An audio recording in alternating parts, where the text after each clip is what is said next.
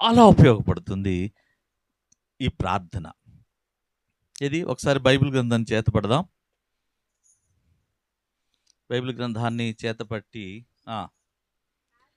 ఈ వాక్యము సత్యము, ఈ వాక్యము జీవము, ఈ వాక్యము పరలోక మార్గము. దేవునికి మహిమ కలుగును గాక. చూడండి,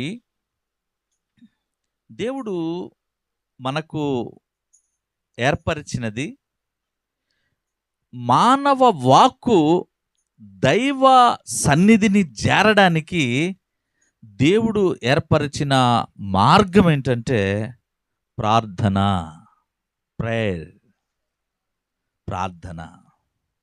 ఆయన ఆత్మ అయి ఉన్నాడు గనుక మనము పూర్ణ ఆత్మతోనూ, పూర్ణ సత్యముతోనూ, పూర్ణ వివేకముతోనూ ఆయనకు ప్రార్థన చేయాలి.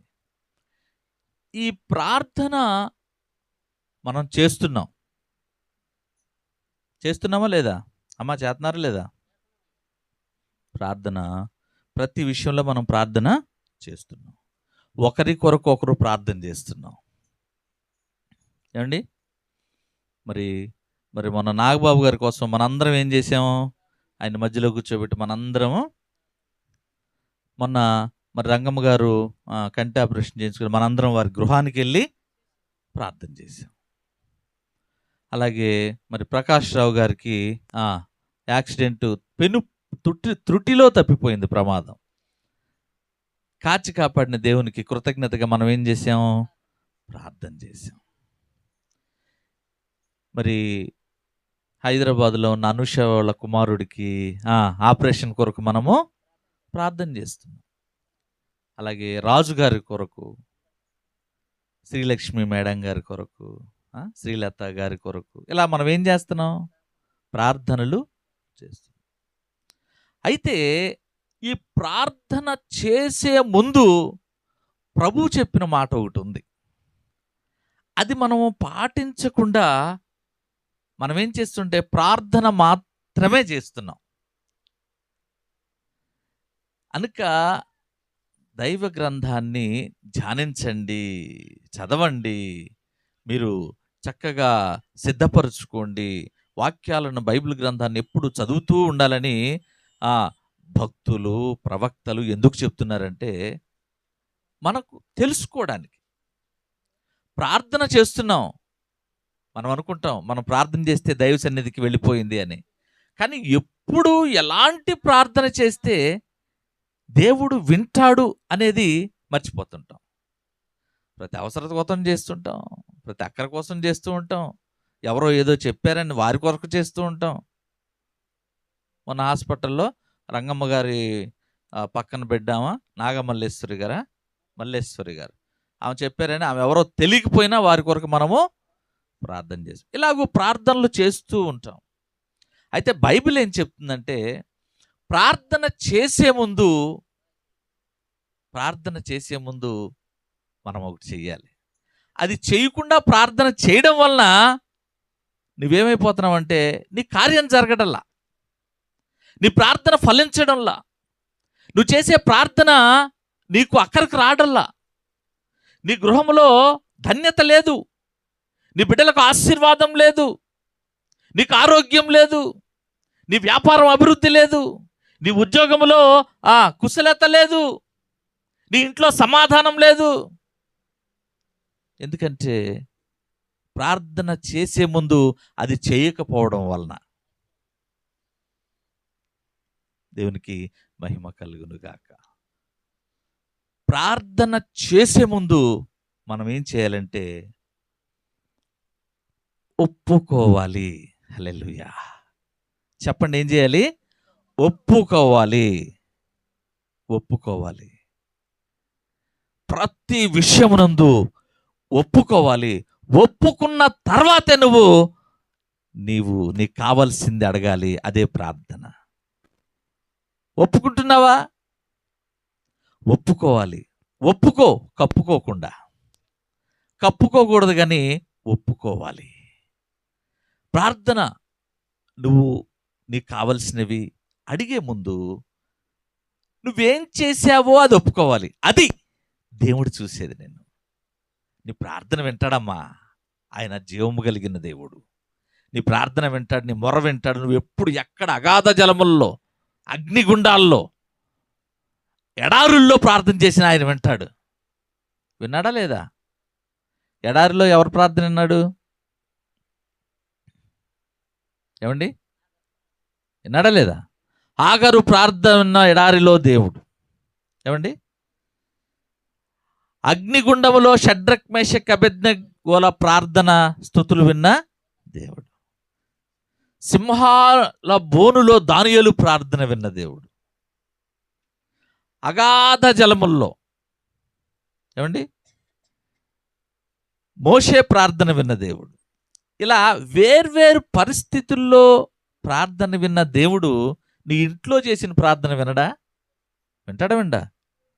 నీ మందిరంలో చేసిన ప్రార్థన వినడా? ఎక్కడో నువ్వు అవమానకర పరిస్థితుల్లో ఉన్నావు, అక్కడ నిలబడి ప్రార్థన చేస్తే వినడా? వింటాడు. ఆయన జీవము కలిగిన దేవుడు, నిన్ను ప్రేమించిన దేవుడు. నువ్వు అడగకుండానే నిన్ను ప్రేమించిన దేవుడు. నువ్వు తెలియకుండానే నిన్ను కోరుకున్న దేవుడు. నువ్వు పిండముగా రూపాంతరము చెందకముందే నీ యొక్క ప్రణాళికను, నీ యొక్క సంకల్పాన్ని రాసిన దేవుడు. అటువంటి దేవుణ్ణి మనం ఆరాధిస్తున్నాం. మరి నువ్వు ఆ దేవునికి ప్రార్థన చేసే ముందు నువ్వు ఒప్పుకుంటున్నావా? ఒప్పుకోలు ప్రార్థన చేసిన తర్వాతే నువ్వు ఏం చేశావో ఏం చేయకూడదో నీకు తెలుసు. చేయకూడని పనులు చేసి అది దేవునికి చెప్పకుండా అన్నీ చెబుతావు మనం. ఏమండి, నువ్వు దేవునికి వ్యతిరేకమైన పని చేసావు, అది మాత్రం చెప్పవు. వేరేది చెప్పి నాకు ఇంట్లో అది కావాలయ్యా, నా జీవితంలో ఇది కావాలయ్యా, ఇది. కానీ మనం ఒప్పుకొని ప్రార్థన చేస్తే తప్పకుండా అది ఫలిస్తుంది. మనం ఏం చేస్తామంటే తప్పు చేస్తాం, దేవునికి వ్యతిరేకమైన కార్యం చేస్తాం, ఈ లోకాన్ని అనుసరిస్తాం. దానిని ఏం చేస్తామంటే మనందరిలో ఉన్న ఒక దేవునికి ఇష్టం లేని గుణం ఏంటంటే సమర్థించుకుంటాం. ఏం చేస్తామండి? వాళ్ళు చేస్తున్నారు, మనం చేయకూడదండి, ఏమవుదా, మనకు మనమే సమర్థించేసుకుంటూ ఉంటాం. తప్పును చేసి సరిదిద్దుకోవాల్సిన మనం ఏం చేస్తామంటే సమర్థించుకుంటాము. ఈరోజు వాక్యభాగం వింటున్న దేవుని బిడ్డలరా, అందరం పాపులమే, అవునా కదా? అందరం మానవ ఈ లోకాన్ని బట్టి మనం ఏం చేస్తాం? తప్పు చేస్తూ ఉంటాం, చెడు నడతలు నడుస్తూ ఉంటాం, దేనికి వ్యతిరేకమైన కార్యాల్లో ఉంటూ ఉంటాం. కానీ నువ్వేం చేయాలంటే తెలిసిన తర్వాత కొనసాగించకూడదు. నువ్వు తప్పని తెలిసిన తర్వాత దాన్ని వెంబడ వెళ్ళకూడదు. దాన్ని ఏం చేయాలంటే ఆ తప్పు నుండి ఎప్పుడు నువ్వు క్షమించబడతావంటే, ప్రభువా ఇదిగో నేను ఈ మాట మాట్లాడాను, ప్రభువా నేను ఈ చెడు నడతను నడిచాను, ఇగో నేను ఆశించాను, ఇగో నేను వాంఛ కలిగి ఉన్నాను, ప్రభువా ఇదిగో నీ ముందు నేను ఒప్పుకుంటున్నాను. ఒప్పుకున్న తర్వాత నీ ప్రార్థన, నీకేం కావాలో అడుగు. అది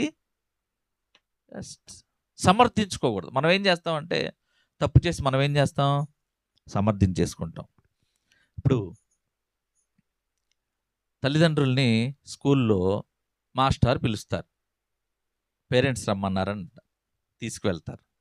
తీసుకువెళ్ళిన తర్వాత, ఏమయ్యా మీ అబ్బాయి స్కూల్కి రాకుండా అదిగో ఆ చెట్టు కింద కూర్చుని గోడ మీద బీడీలు కాలుతున్నాడు, నేను స్నేహితులతో ఉండి చూశాను, వాడు గోడుంబిళ్ళ ఆడుతున్నాడు, బీడీలు కాలవటం ఇదే ఆడి పని అంటే, సరే అయ్యా నేను మా వాడికి చెప్తాను, నేను సరి చేస్తాను అని తల్లిదండ్రులు అంటారు.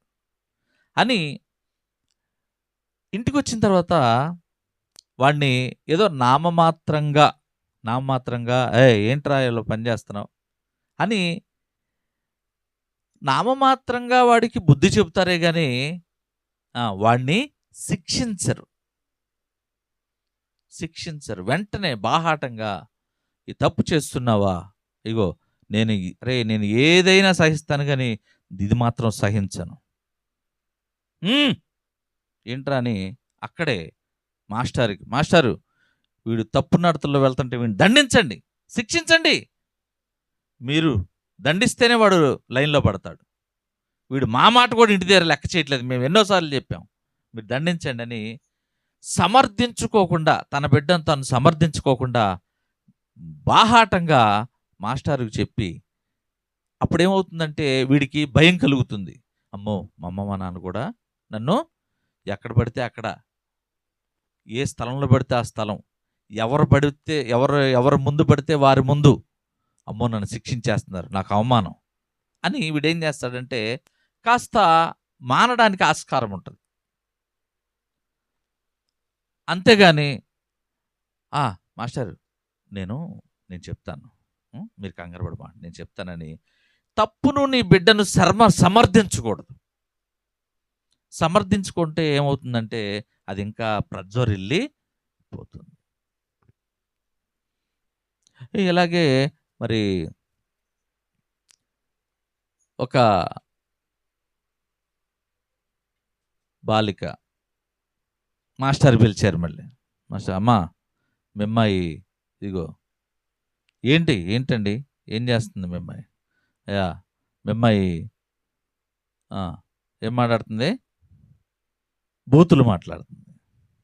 మీ అమ్మాయి బూతులు మాట్లాడుతుంది. ఇద్దరు కొట్టుకుంటే వల్గర్ లాంగ్వేజ్ మాట్లాడుతుంది. ఈ అమ్మాయిని చూసి మిగతా వాళ్ళు నేర్చుకుంటారు. మీరు సరిగ్గా క్రమశిక్షణలో పెట్టందంటే ఆమె ఏమంటుంది తెలుసా, వాళ్ళమ్మ మాట్లాడిన వాళ్ళు ఎవరు ఈ రోజుల్లో? ఏంటి మాస్టర్, మా అమ్మాయిని కొడితే మేము ఊరుకుంటామేంటి? ఏంటి మా అమ్మాయిని కొడితే మేము ఊరుకుంటామా? ఈరోజు మాట్లాడింది ఎవరు? పెద్ద అందరూ మాట్లాడేవాళ్ళే. మా అమ్మాయి మాట్లాడింది కాబట్టి మీకు తెలిసింది. దొరికితే దొంగ, దొరకపోతే దొర మాస్టరు అని వాళ్ళ అమ్మగారు ఆ పిల్లను వెనకమాల వేసుకొస్తుందే తప్ప, ఆ పిల్ల మాట్లాడిన మాటలు సమర్థిస్తుందే తప్ప సమాధానపరచటం లేదు. ఆ పిల్లను సరిదిద్దడం లేదు. సరిదిద్దకుండా ఏం చేస్తుందంటే సమర్థిస్తుంది.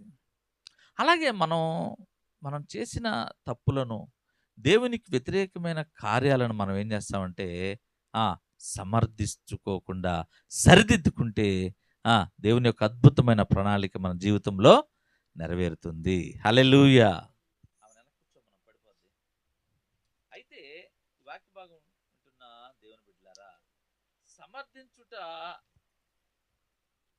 సమర్థించే మనస్సు మనం కలిగి ఉండకూడదు, కానీ సమాధానపరచగలిగే, సరిదిద్దుకునే, తప్పును తెలుసుకునే మనసు నాకు కలిగి ఉండాలయ్యా. చెప్పండి అయ్యా, సమర్థించుకోను.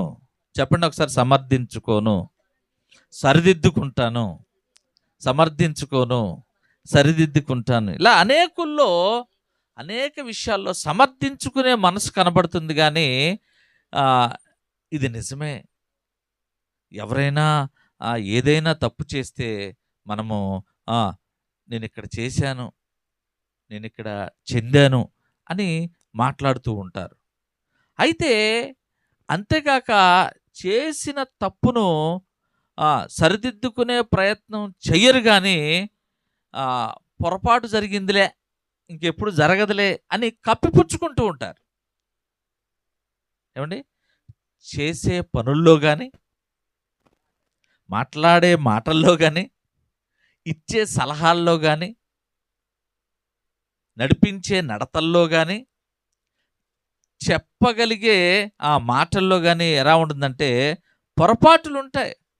ఇగో తప్పైపోయిందిలే, పొరపాటు అయిపోయింది, ఇది తప్పు జరిగింది, క్షమించు అని తప్పు దిద్దుకునే తత్వం ఉండదు ఎవరికి.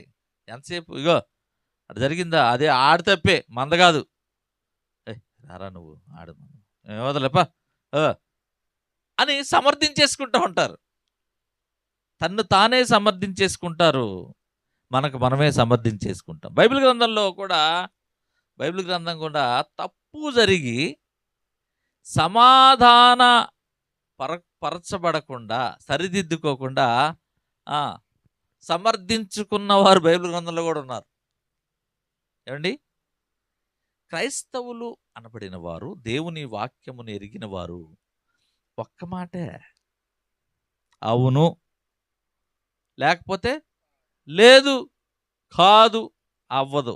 రెండే రెండు మాటలు.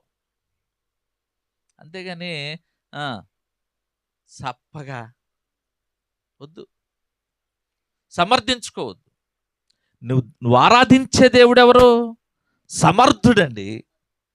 నోటి మాటతో గ్రహములు, సూర్యుని, చంద్రులను, ఆకాశమును, నక్షత్రములను, పర్వతములను, జలములను, సముద్రాలను, సముద్రాలు కలుగునుగాక అంటే సముద్రాలే పుట్టేసినాయి. ఆకాశము కలుగునుగాక, పగలు కలుగునుగాక, రాత్రి కలుగునుగాక, చెట్లు, చేమలు, చేపలు, జలములు, జలరాశులు, అంతర్గ్రహములు. ఏమండి?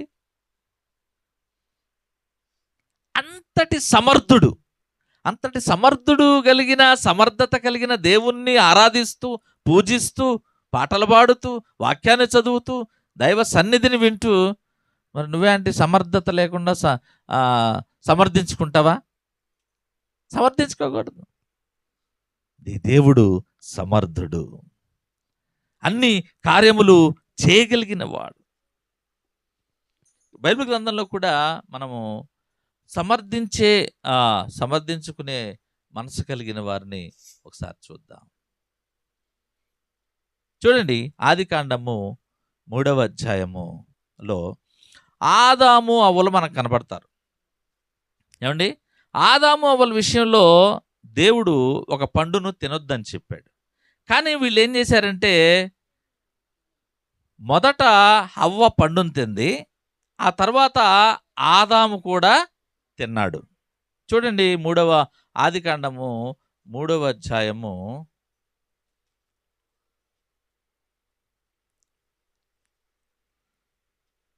నేను చదువుతున్నాను, జాగ్రత్తగా వినండి. దేవుడైన యెహోవా చేసిన సమస్త భూజంతువులలో సర్పము యుక్తిగలదై ఉండెను. అది స్త్రీతో, ఇది నిజమా? ఈ తోట చెట్లలో చేసి ఫలములైనను, ఈ తోట చెట్లలో దేని ఫలములైనను మీరు తినకూడదు.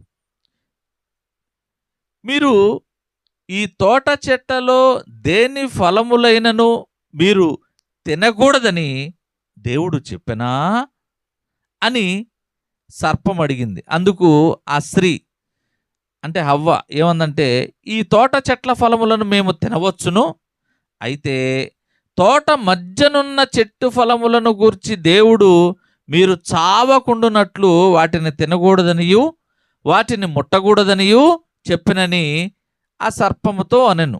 అవ్వ అందమాట. అప్పుడు అందుకు సర్పము, మీరు చావనే చావరు, ఏలయనగా మీరు వాటిని తినుదినమున మీ కన్నులు తెరవబడుననియు మీరు మంచి చెడ్డలను ఎరిగిన వారై దేవతల వలె ఉందురనియు దేవునికి తెలియనని స్త్రీతో చెప్పెను.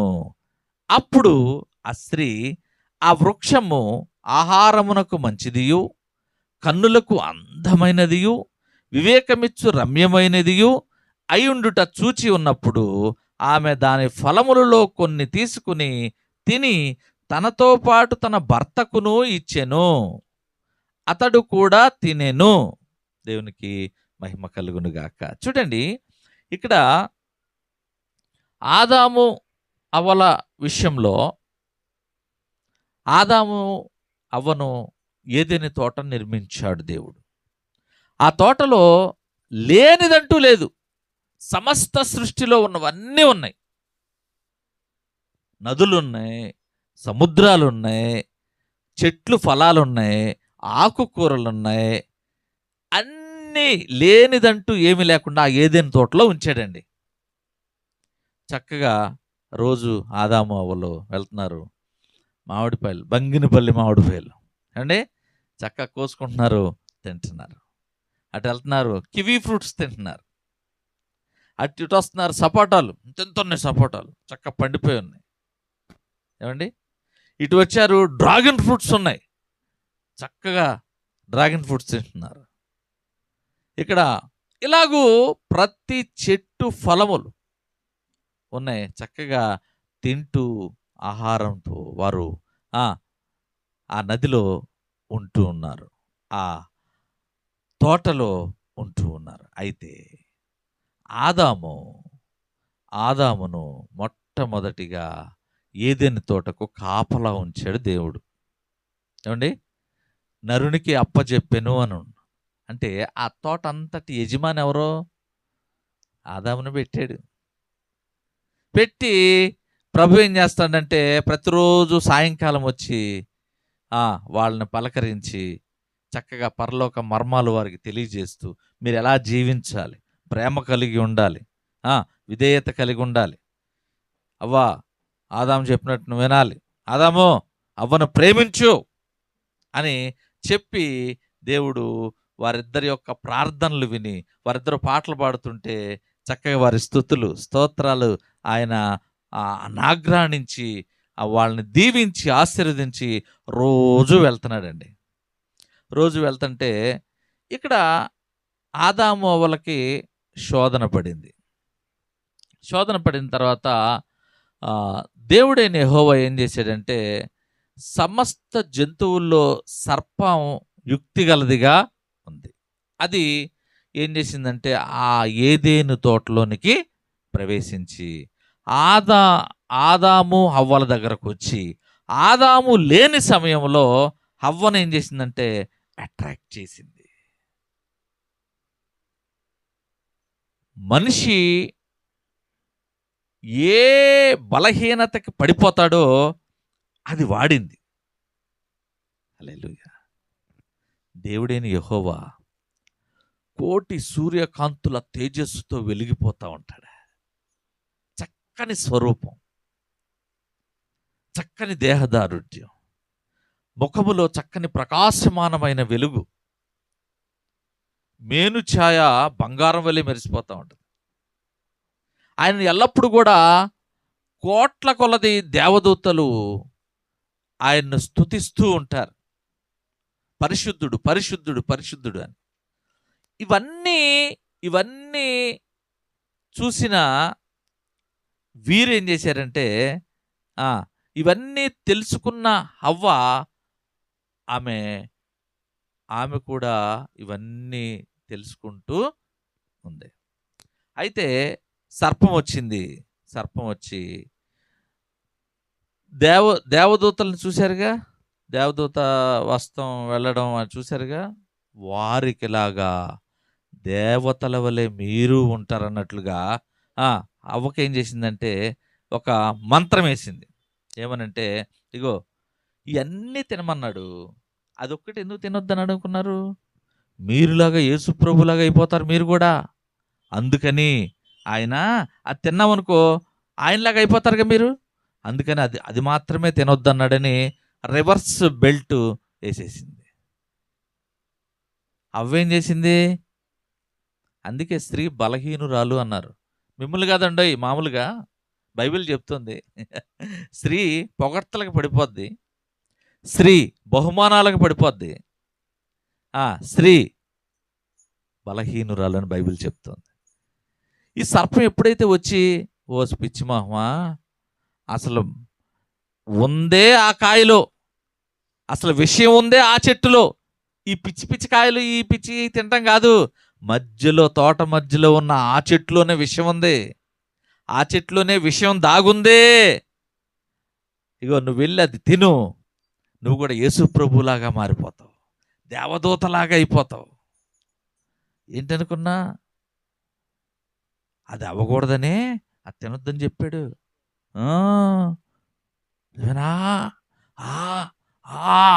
అని ఎక్కిచ్చేసింది అవ్వకి. అవ్వేం చేసింది? రా రా అని భర్తను కూడా తీసుకెళ్ళి చెట్టు దగ్గరకు వెళ్ళగానే అసలు అక్కడ ఎంత అందంగా ఉందనుకున్నారు. ఆ చెట్టు దగ్గరికి వెళ్ళంగానే ఆ కాయలు ఉన్నాయి కదా, ఆ కాయలు చూస్తుంటేనే కోసేసి కొరుక్కుని తినేయాలనిపించేస్తుందన్నమాట. అది ఎంత బాగుందంటే చూపులకు అందంగాను, ఆ రమ్యముగాను ఉందంట. ఈ వాక్య భాగం వింటున్న దేవుని బిడ్డలారా, పాపం కూడా అట్టాగే ఉంటది. పాపం చేస్తున్నప్పుడు మనకు లాభం ఉంటుంది. పాపం చేస్తున్నప్పుడల్లా మనకి ఎంజాయ్ ఉంటుంది. పాపం చేస్తున్నప్పుడల్లా ఆనందంగా ఉంటుంది, మహదానందంగా ఉంటుంది. పాపం చేస్తున్నప్పుడు ఎక్కడలేని డబ్బంతా మన దగ్గరే ఉంటుంది. పాపం చేస్తున్నప్పుడు ఆ లెక్కలేని సొమ్మంతా మన దగ్గరికి ఉంటుంది. అంత ఎండకున్నారు. పాపం పాపం లాభం, పాపం వల్ల వచ్చు జీతము అది అది తెలుసుకోవాలా. పాపం చేస్తున్నప్పుడు ఎలా ఉంటుందంటే చాలా ఎంజాయ్గా ఉంటుంది. అలాగే అవ్వ ఆ కాయలను చూస్తుంటే అబ్బబ్బబ్బా నోరు ఊరిపోతుంది, లాలాజలం ఊరిపోతుంది. ఏమన్నా అలా వస్తుంటే నేరేడుకాయలు చూశాను. ఆ నేరేడుకాయలు కొనుక్కుందామని ఆగాను. ఆగితే వాడు పెద్ద పెద్ద నేరేడుకాయలు ఇంత ఉన్నాయండి. ఆ నేరేడుకాయల మీద మొత్తానికి వాటర్ జిమ్మాడో లేకపోతే బ్లూ లైట్ పెట్టాడో ఏంటో తెలియదు, కానీ ఆ ప్రతి నేరేడుకాయ మీద ఒక్కొక్క నీటి బిందువులు కనపడుతున్నాయి. అవి చూస్తూ ఉంటే చాలా బాగున్నాయి. 200 300 కొనేయాలనిపిస్తుంది. అంత రమ్యముగా అట్రాక్ట్గా పెట్టాడు వ్యాపారి. ఆ వ్యాపారం చేసి అతను దాని మీద వాటర్ జిమ్మాడు. వాటి మీద చాలా అట్రాక్టివ్గా కనపడుతున్నాయి. అలాగే అవ్వకు కూడా ఆ చెట్టు ఫలం అంట రమ్యముగా కనపడిందంట. ఏం చేసింది? చేయొద్దన్న పని చేసేసింది, తినేసింది, భర్తకిచ్చింది. భర్త కూడా ఏం చెప్పాలి? ఆయన ఏం చెప్పాలండి?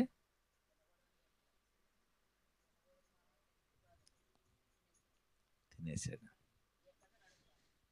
మానవాళి యొక్క పతనము ఆరంభమైంది. వాళ్ళు చేసిన ఆ పనితో ఆదాము అవ్వలు, మొట్టమొదటి మానవుడైన ఆదాము ఇచ్చిన స్త్రీ అవ్వ చేసిన పనితో ఏమైందంటే మానవాళి యొక్క పతనము ప్రారంభమైంది. ఇక్కడ ఒకవేళ అవ్వ తినగలిగేటట్లుగా ఆదామును ప్రేరేపించినప్పటికీ ఆదాము తినకూడదు. ఎందుకంటే ఆదాముకు దేవుడు ఒక ఆజ్ఞ ఇచ్చాడు. సరే, భార్య ఇచ్చిందని భర్త తిందాం అనుకున్నాడు అనుకో, కానీ ఇంతకు ముందే దేవుడు ఆదాముతో ఒక మాట చెప్పాడు. చూడండి ఒకసారి 2వ అధ్యాయంలో, అదే ఆదికాండం 2వ అధ్యాయంలో 15వ వచనం నుండి నేను చదువుతున్నాను. చూడండి, ఆ ఏదెను తోటకి కాపలాదారుడు ఎవరు? ఆదాము. ఏదెను తోటకి యజమానిగా పెట్టింది ఎవరు? ఆదామును. ఏదెను తోటలో ప్రతి విషయమును తప్పు ఒప్పులు జీవన్ మరణములు నిర్ణయించవలసింది ఎవరు?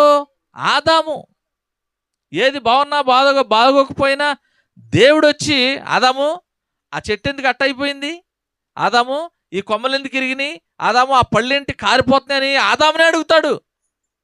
సృష్టికర్త వచ్చి ఎవరిని అడుగుతాడు? ఆదాము. ఎందుకంటే నేను చదువుతున్నాను, జాగ్రత్తగా వినండి. మరియు దేవుడైన యెహోవా నరుని తీసుకుని ఏదైనా తోటను సేద్యపరచుటకును దాన్ని కాచుటకును, విన్నారా? సేద్యపరచుటకును అంటే దాన్ని బాగు చేయడానికి, ఏదైనా తోటను బాగు చేయడానికి, ఏదైనా తోటలో మంచి చెడ్డలను నిర్ణయించడానికి, ఏదైనా తోటలో ఉన్న ప్రతి విషయాన్ని ఆయన ఆధీనంలో ఉంచడానికి, ఏదైనా తోటను దాన్ని కాచుటకును, విన్నారా? దానికి కాపలా కాయటానికి, దాన్ని కాయటానికి దానిలో ఉంచెను.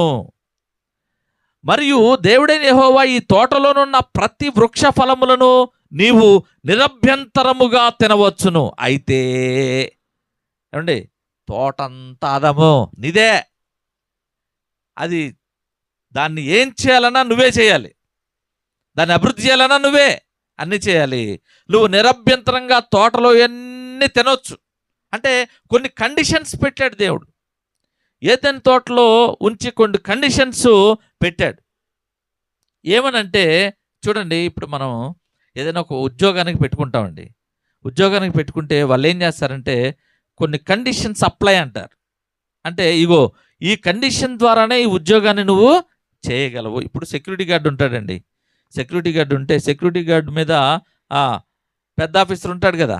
ఆ పెద్ద ఆఫీసర్ ఏం చెప్తాడంటే, బాబు వచ్చిన వాళ్ళని జాగ్రత్తగా సెల్యూట్ చేయాలి, వెల్కమ్ సార్ అని చెప్పాలి, వచ్చిన ప్రతి ఒక్కరిని నువ్వు గౌరవించాలి, ఇదిగో వంగిలా వెల్కమ్ సార్ అని చెప్పాలి, జాగ్రత్తగా చూసుకోవాలి, వెళ్ళే వాళ్ళని చెక్ చేయాలి, ఇక వాళ్ళు తీసుకొచ్చిన వస్తువులు భద్రపరచాలి అని కొన్ని కండిషన్స్ చెప్తారు. ఈ కండిషన్స్ చెప్పడంలో ఎంత భద్రంగా మనం పనిచేయాలో ఆ డ్యూటీ అయ్యే వరకు కూడా తను ఆ సంస్థలో పనిచేసినంత వరకు కూడా ఆ కండిషన్స్ని ఏం చేయాలంటే ఆయన అవలంబించాలి. ఆ కండిషన్స్తో అతను పనిచేయాలి. అలాగే ఆదాముకు కూడా ఒక కండిషన్ ఉంది. ఏమిటంటే, అయితే మంచి చెడ్డలు తెలివినిచ్చు వృక్ష ఫలములను తినకూడదు, నీవు వాటిని తినుదినమున నిశ్చయముగా చచ్చెదవని నరుని ఆజ్ఞాపించెను. చూసారా, తింటే ఏమైపోద్దంట? చనిపోతావని, అంటే పాపము నిన్ను అంటుకుంటుందని, అంటే లోకము నిన్ను ఆవరిస్తుందని, నువ్వు తప్పకుండా మరణానికి పాత్రుడు అని చక్కగా తెలియజేశాడు. ఈ వాక్యభాగం వింటున్న దేవుని బిడ్డలారా, చూడండి, మనిషికి దేవుడు చేసిన ఆదాముకు మరణం లేదు. మరణం లేదండి. ఏదైనా తోటలో దేవుడు చక్కగా ఆదామును పెట్టాడు. ఆయన మహిమ శరీరంతో ఉంచి చక్కగా మరణం లేని జీవితాన్ని ఇస్తే, మనం ఏం చేసామంటే పాపము చేసి తినొద్దన్న పండు తిని మరణాన్ని కొని తెచ్చుకున్నాం. లేకపోతే అసలు మనకు మరణము లేదు. నిత్య జీవం, మనకు జీవము కలిగిన దేవుడు నిత్య జీవం మనకు ఉన్నాడు. కనుక ఈ వాక్య భాగం వింటున్న దేవుని బిడ్డలారా, మరణం ఎలా వచ్చిందంటే ఆదాము ద్వారా ప్రవేశము, హవ్వను వాడుకుని మరణానికి మనలను పాత్రుని చేశాడు. ఇక పాపం వల్ల వచ్చు జీతం మరణం కనుక ఆదాము అవ్వలకు మరణము సంభవించింది. దానిలోంచి గెంటి వేసి మీరు వెళ్ళి బ్రతకండి అని.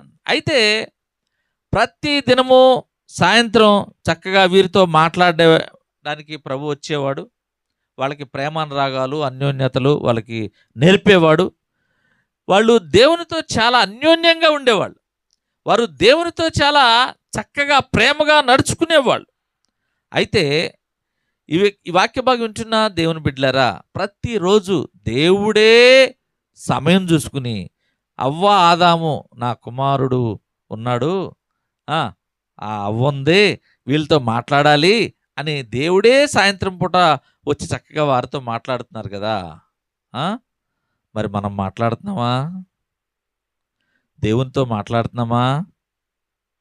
ప్రతి ఉదయము పండుకునే ముందు రాత్రి నీ దినములో నీ పని ఆరంభం, నీ పని అంతం, అంటే నువ్వు లేవగానే నీ పని ముగించుకుని పడుకునే ముందు మరి దేవునితో మాట్లాడుతున్నావా?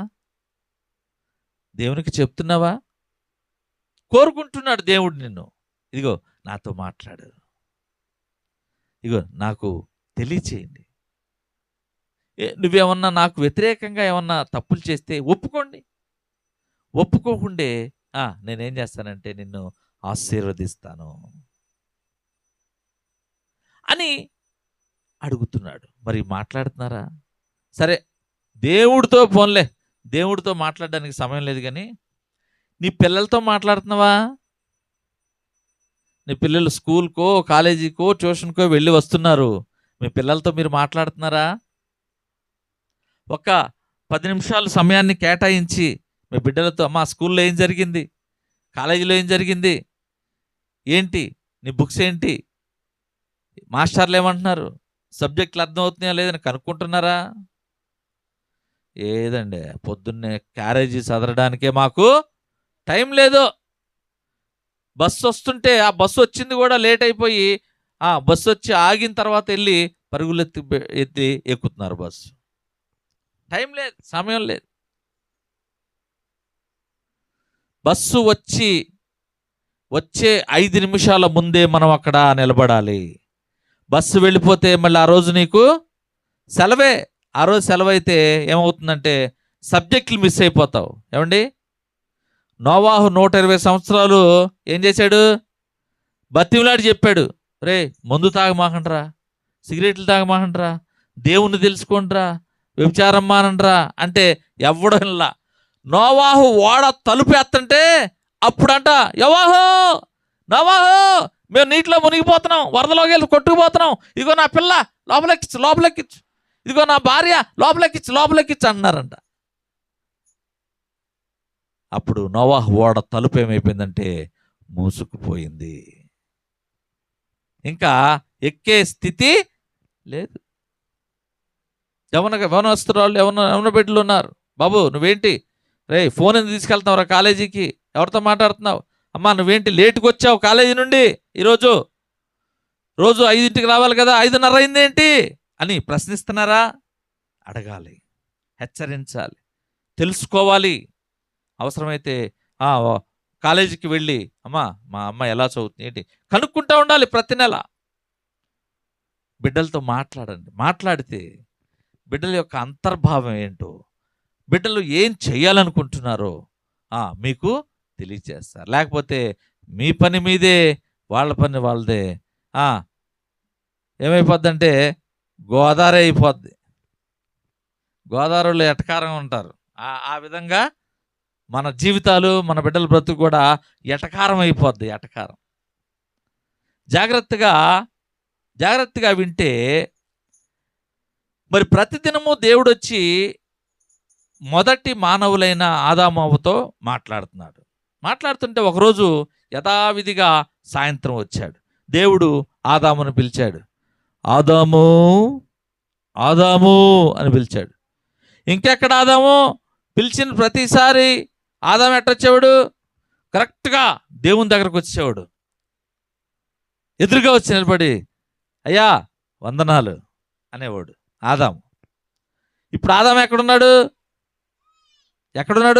చెట్లు మధ్యకి బారిపోయాడు, తోట మధ్యకి బారిపోయాడు. ఎందుకు బారిపోయాడు? ఆదాము నా ఎదురుకు రావే అన్నాడు. అయ్యా నేను ఎక్కడున్నాను అంటున్నాడు. ఎక్కడున్నావు రా అంటే మామిడికాయ చెట్టుని చాటును దాక్కున్నాడు, జాన్ చెట్టు పక్కనట్ట, జాన్ చెట్టు పొదలో. అదేంటిరా అక్కడ ఉన్నావు నాయన, ఇటు రా ఎదురుగా అంటే ఎదురుగా రాను, నాకు సిగ్గేస్తుందే. నీకు సిగ్గేస్తుందా? నీకు సిగ్గేస్తుందని చెప్పినోడెవడో? నువ్వు తినవద్దన్న పండు తిన్నావా అన్నాడు. అంతే. హల్లెలూయా.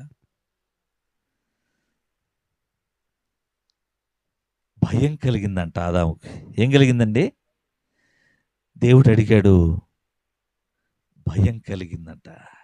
ఎందుకు ఆదాము నా వద్దకు రావడం లేదు, నా ఎదురుగా మాట్లాడతావు కదా, వచ్చి మాట్లాడవే, ఇది రా అంటే అయ్యా భయము కలిగినందున నేనేం చేస్తాను, దాక్కున్నాను అంటున్నాడు.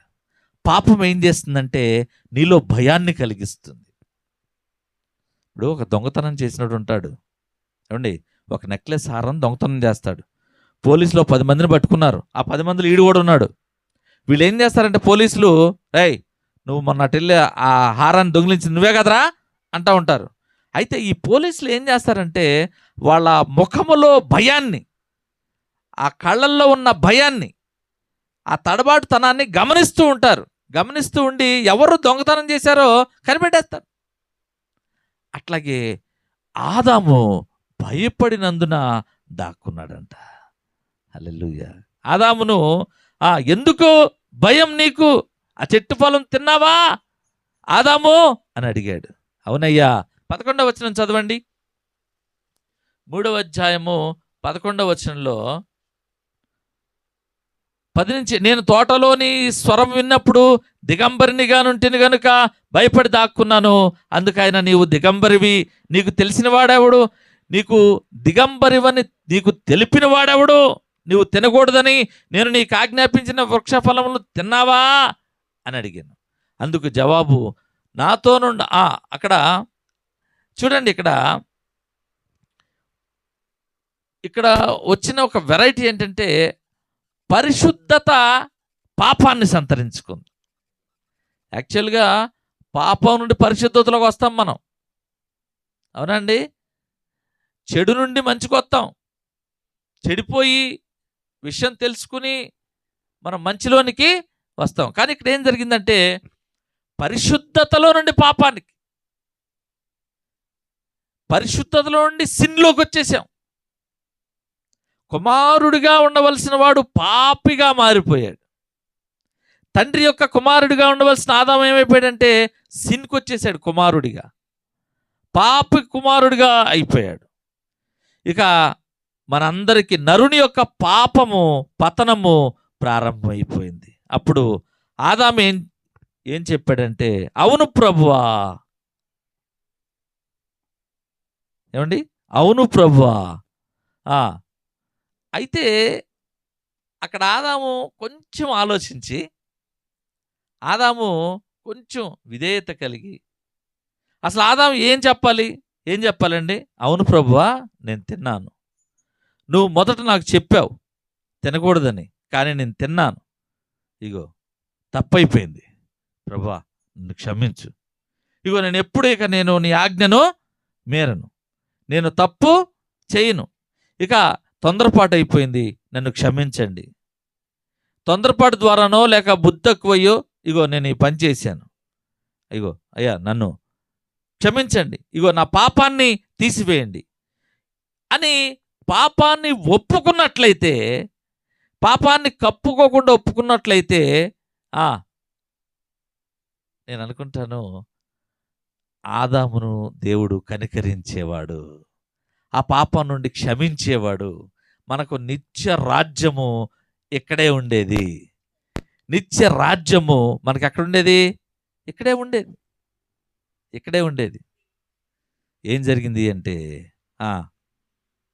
ఆదాము ఆ పని చేయలే. ఆదాము ఒప్పుకోకుండా అయ్యా నువ్వు ఇచ్చిన స్త్రీయే నాకు ఇచ్చింది అన్నాడు. ఇది ఏం చేస్తున్నాడు? ఏమండి, ఏం చేస్తున్నాడు ఆదాము?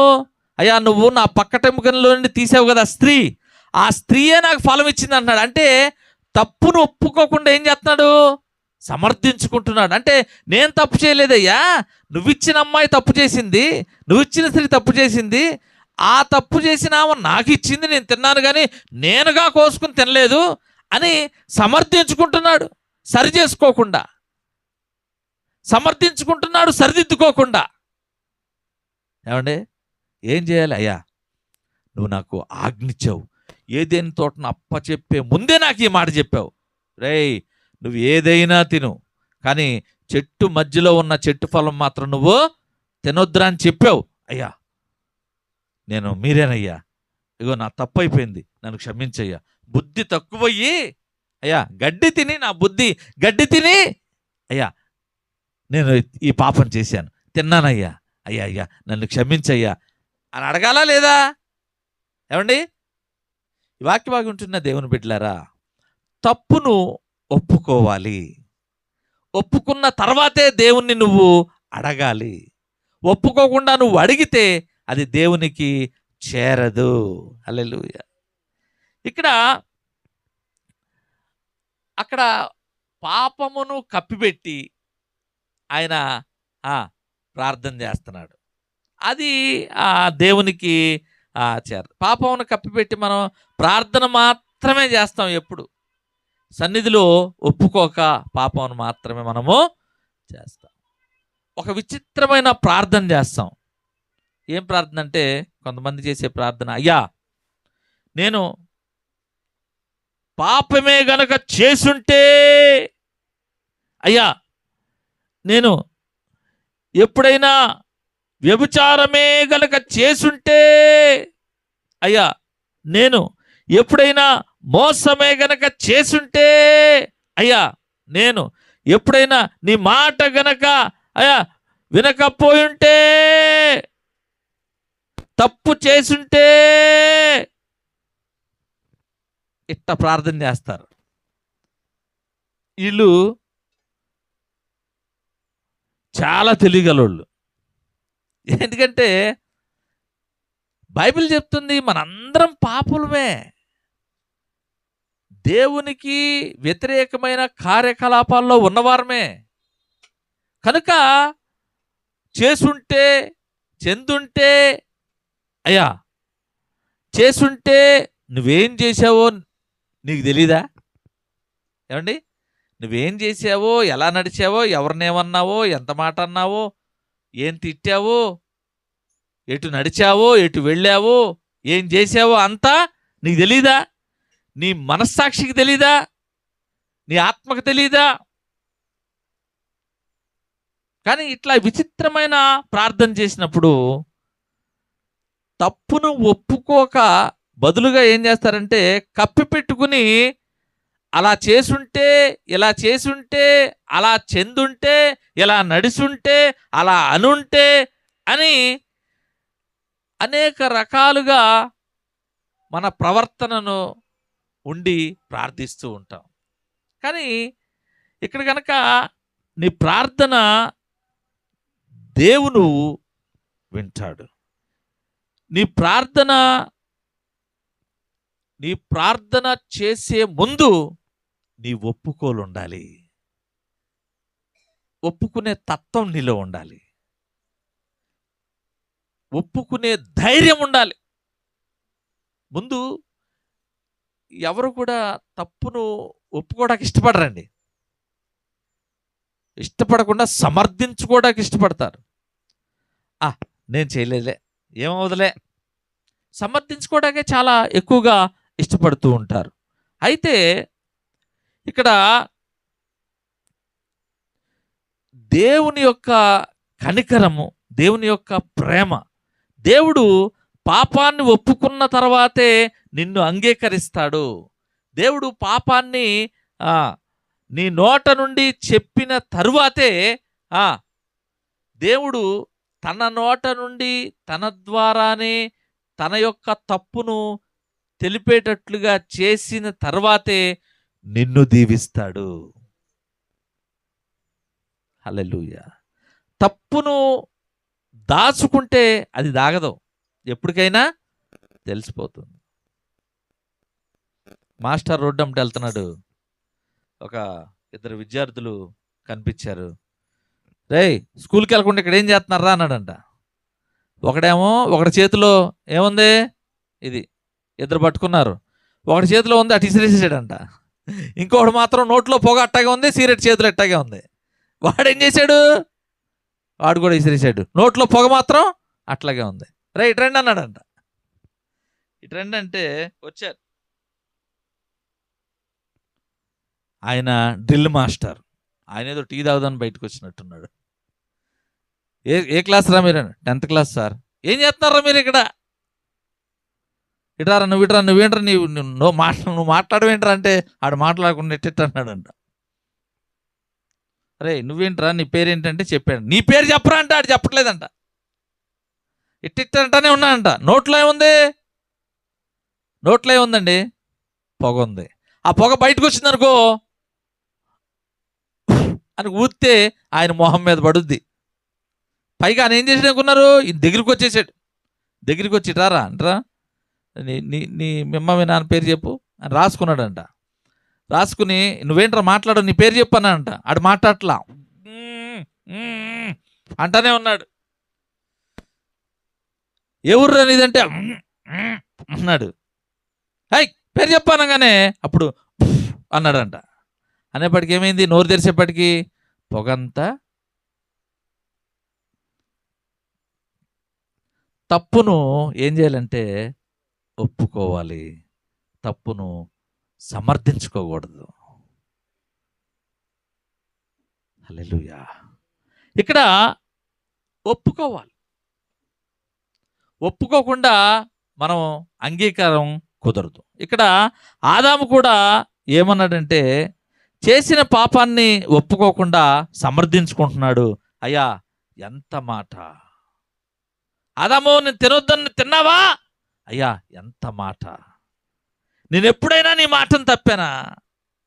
నేను ఎప్పుడైనా నీ మాట వినకుండా ఉన్నానా? అయ్యా ఎప్పుడైనా నీ మాటను, నీ ఆజ్ఞను లెక్క చేయకుండా నేను ఉన్నానా?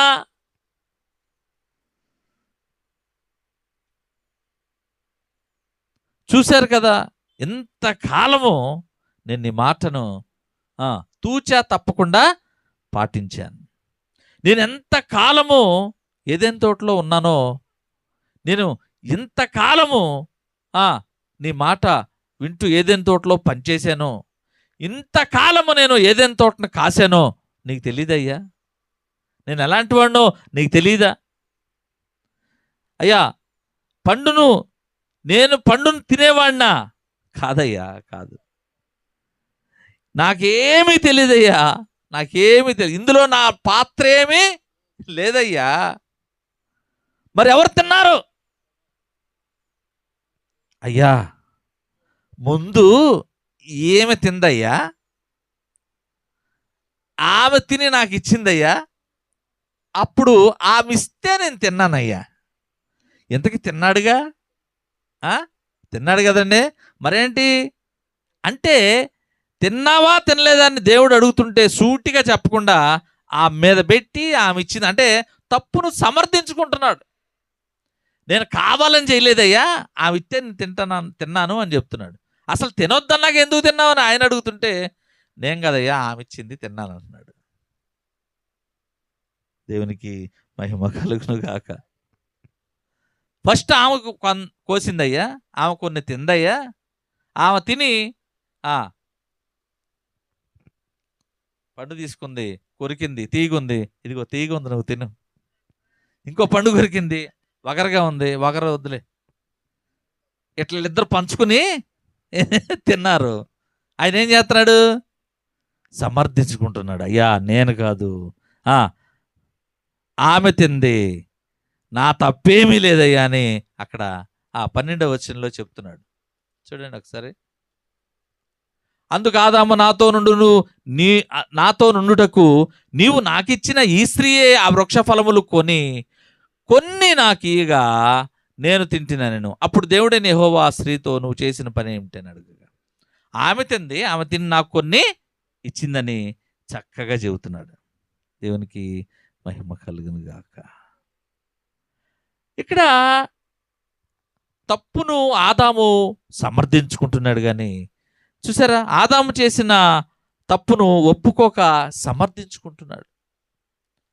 సమర్థించుకోవడంలో దేవునికి ఇష్టం ఉండదు. నువ్వేం చేయాలంటే తప్పును ఎప్పుడు ఒప్పుకోవాలి. ముందు ఆమె తిందయ్యా, తర్వాత నేను తిన్నానయ్యా. అసలు ఆమె నాతో ఉండడానికి కారణం ఎవరయ్యా? ఇప్పుడు ఎవరికి వచ్చింది మొత్తం చేటు? చేసిన వాళ్ళకి కాదంట, చూసినోడికి వచ్చిందంట అంటారు కదా. ఇద్దరు కొట్టుకున్నారు, బాగానే ఉంది. అరే ఎవరు ముందు కొట్టారా చెప్పరా అంటే, ఈడే కొట్టాడయ్యా అని చెప్తాడు. చూసారా, ఇద్దరు కలిపి ఆడిని కొట్టారంట. అట్లా ఉంటుంది. ఏమండి, దేవుడు తయారు చేసి చక్కగా ఉండండి అని పెడితే, అసలు నువ్వేగా ఆమెను తయారు చేసింది. నువ్వు తయారు చేయకపోతే అసలు ఈ పాపం ఉండేది కాదు. కానీ ఆదాము ఏమంటున్నాడంటే, దేవుని మీదకే. హల్లెలూయా. అసలు వీళ్ళని తయారు చేసింది ఎవరయ్యా? నువ్వేగా. దేవునికి మహిమ కలుగును గాక. ఇక్కడ మరొక భాగాన్ని చూద్దాం. తప్పును ఒప్పుకోవాలి, ఆ తర్వాతే ప్రార్థన. చూడండి, సమర్థించుకోకూడదు, కానీ మనము ఏం చేయాలంటే సరిదిద్దుకోవాలి. ఆదాము ఏం చేశాడంటే తప్పును సమర్థించుకున్నాడు. అప్పుడు తిన్న వెంటనే దేవుడు అడగగానే వచ్చి దేవుని పాదాల చెంతపడి, అయ్యా తప్పైపోయింది, నన్ను క్షమించండి అయ్యా, క్షమించు ప్రభువా. అయ్యా నేను నీ మాటను మీరాను, నీ మాటను వినలేదు, నీ మాటను అంగీకరింపలేదు. ఇగో నీ మాటను నేను దాటిపోయాను, తప్పు చేశాను, నిర్లక్ష్యంతో, అవివేకితో అపవిత్రునయ్యానయ్యా. అయ్యా నన్ను శుద్ధిపరచు, పవిత్రుని చెయ్యి. ఇదిగో నేను ఇంకెప్పుడు కూడా నీ మాటను జవదాటను, నన్ను క్షమించయ్యా, నన్ను ఆశీర్వదించయ్యా అని అన్నట్లయితే ఆ కథే వేరుగా ఉండేదండి. అసలు ఈ సృష్టే వేరుగా ఉండేది. కనికరము కలిగిన దేవుడు, దయగలిగిన ప్రభు, కరుణా సంపన్నుడైన దేవుడు ఏం చేసేవంటే ఆదామును మరలా పవిత్రపరిచేవాడు. అద్భుతంగా మనందరం కూడా ఆకలి దప్పులు లేని రాజ్యం ఇక్కడే ఉండేది. సమర్థించుకోకూడదు. మనం ఏం చేయాలంటే సరిదిద్దుకోవాలి, కానీ సమర్థించుకోకూడదు. మరొకరిని చూద్దాం. ఆదికాండంలోనే చూడండి, ఇక్కడ 4వ అధ్యాయము 1 నుండి 12 వరకు నేను చదువుతున్నాను, మీరు జాగ్రత్తగా వినండి. ఆదాము తన భార్య అయిన అవ్వను కూడినప్పుడు ఆమె గర్భవతి అయి కయ్యూనును కని, యెహోవా దయ వలన నేను ఒక మనుష్యుని సంపాదించుకున్నాను అనెను. తరువాత ఆమె అతని తమ్ముడగు హేబేలును కనెను. హేబేలు గొర్రెల కాపరి, కయ్యూను భూమిని సేద్యపరచువాడు. కొంతకాలమైన తరువాత కయ్యూను పొలము పంటలో కొంత యెహోవాకు అర్పణగా తెచ్చాను. హేబేలు కూడా తన మందలో తొలిచూలును పుట్టిన వాటిలో కొవ్విన వాటిని కొన్ని తెచ్చాను. యెహోవా హేబేలును అతని అర్పణను లక్ష్యపెట్టెను, కయ్యూనును అతని అర్పణను ఆయన లక్ష్యపెట్టలేదు. కాబట్టి కయ్యూను మిక్కిలి కోపం వచ్చి అతడు తన ముఖము చిన్నబుచ్చుకుని, యెహోవా కయ్యూనుతో, నీకు కోపమేలా? ముఖము చిన్నబుచ్చుకున్నావు? నీవు సత్క్రియ చేసిన ఎడల తలెత్తుకొనువా? సత్క్రియ చేయని ఎడల వాకిట పాపము పొంచియుండును. నీ ఎడల దానికి వాంఛ కలుగును, నీవు దానిని ఏలుదువనెను. కయ్యూను తన తమ్ముడైన హేబేలుతో మాట్లాడెను. వారు పొలములో ఉన్నప్పుడు కయ్యూనును తన తమ్ముడైన హేబేలు మీద పడి అతనిని చంపెను. యెహోవా నీ తమ్ముడైన హేబేలు ఎక్కడున్నాడని కయ్యూను అడగగా అతడు, నేనెరుగును, నాకు చెప్పావా? నాకేం తెలీదు. నా తమ్మునికి నేను కావలివాడనా? నేను కాపలాగాస్తానా అనెను. అప్పుడు ఆయన, నీవు చేసిన పనేమిటి? నీ తమ్ముని రక్తం యొక్క స్వరము నేలలో నుండి నాకు మొరపెట్టుచున్నది. కావున నీ తమ్ముని రక్తమును నీ చేతిలో నుండి పుచ్చుకొనుటకు నోరు తెరచిన ఈ నేల మీద ఉండకుండా నీవు శపింపబడిన వాడవు. నీవు నేలను సేద్యపరచునప్పుడు అది తన సారమును ఇక మీదట నీకు ఇయ్యదు. నీవు భూమి మీద దిగులు పడుచు దేశ దిమ్మరివై ఉందువని అనెను. దేవునికి మహిమ కలుగును గాక. ఈ వాక్య భాగంను గమనించినట్లయితే, వాక్య భాగం వింటున్న దేవుని బిడ్డలారా, ఆదాము హవ్వ మొట్టమొదటి మనుష్యుడు ఆదాము. ఆదామును మంటితో తయారు చేశారు ప్రభువు. ఆదాము యొక్క గాఢ నిద్ర కలగజేసి పక్కటెముకను తీసి స్త్రీనిగా నిర్మించాడు. ఆదాము మంటితోనూ అవ్వ ఎముకతోనూ చేయబడింది.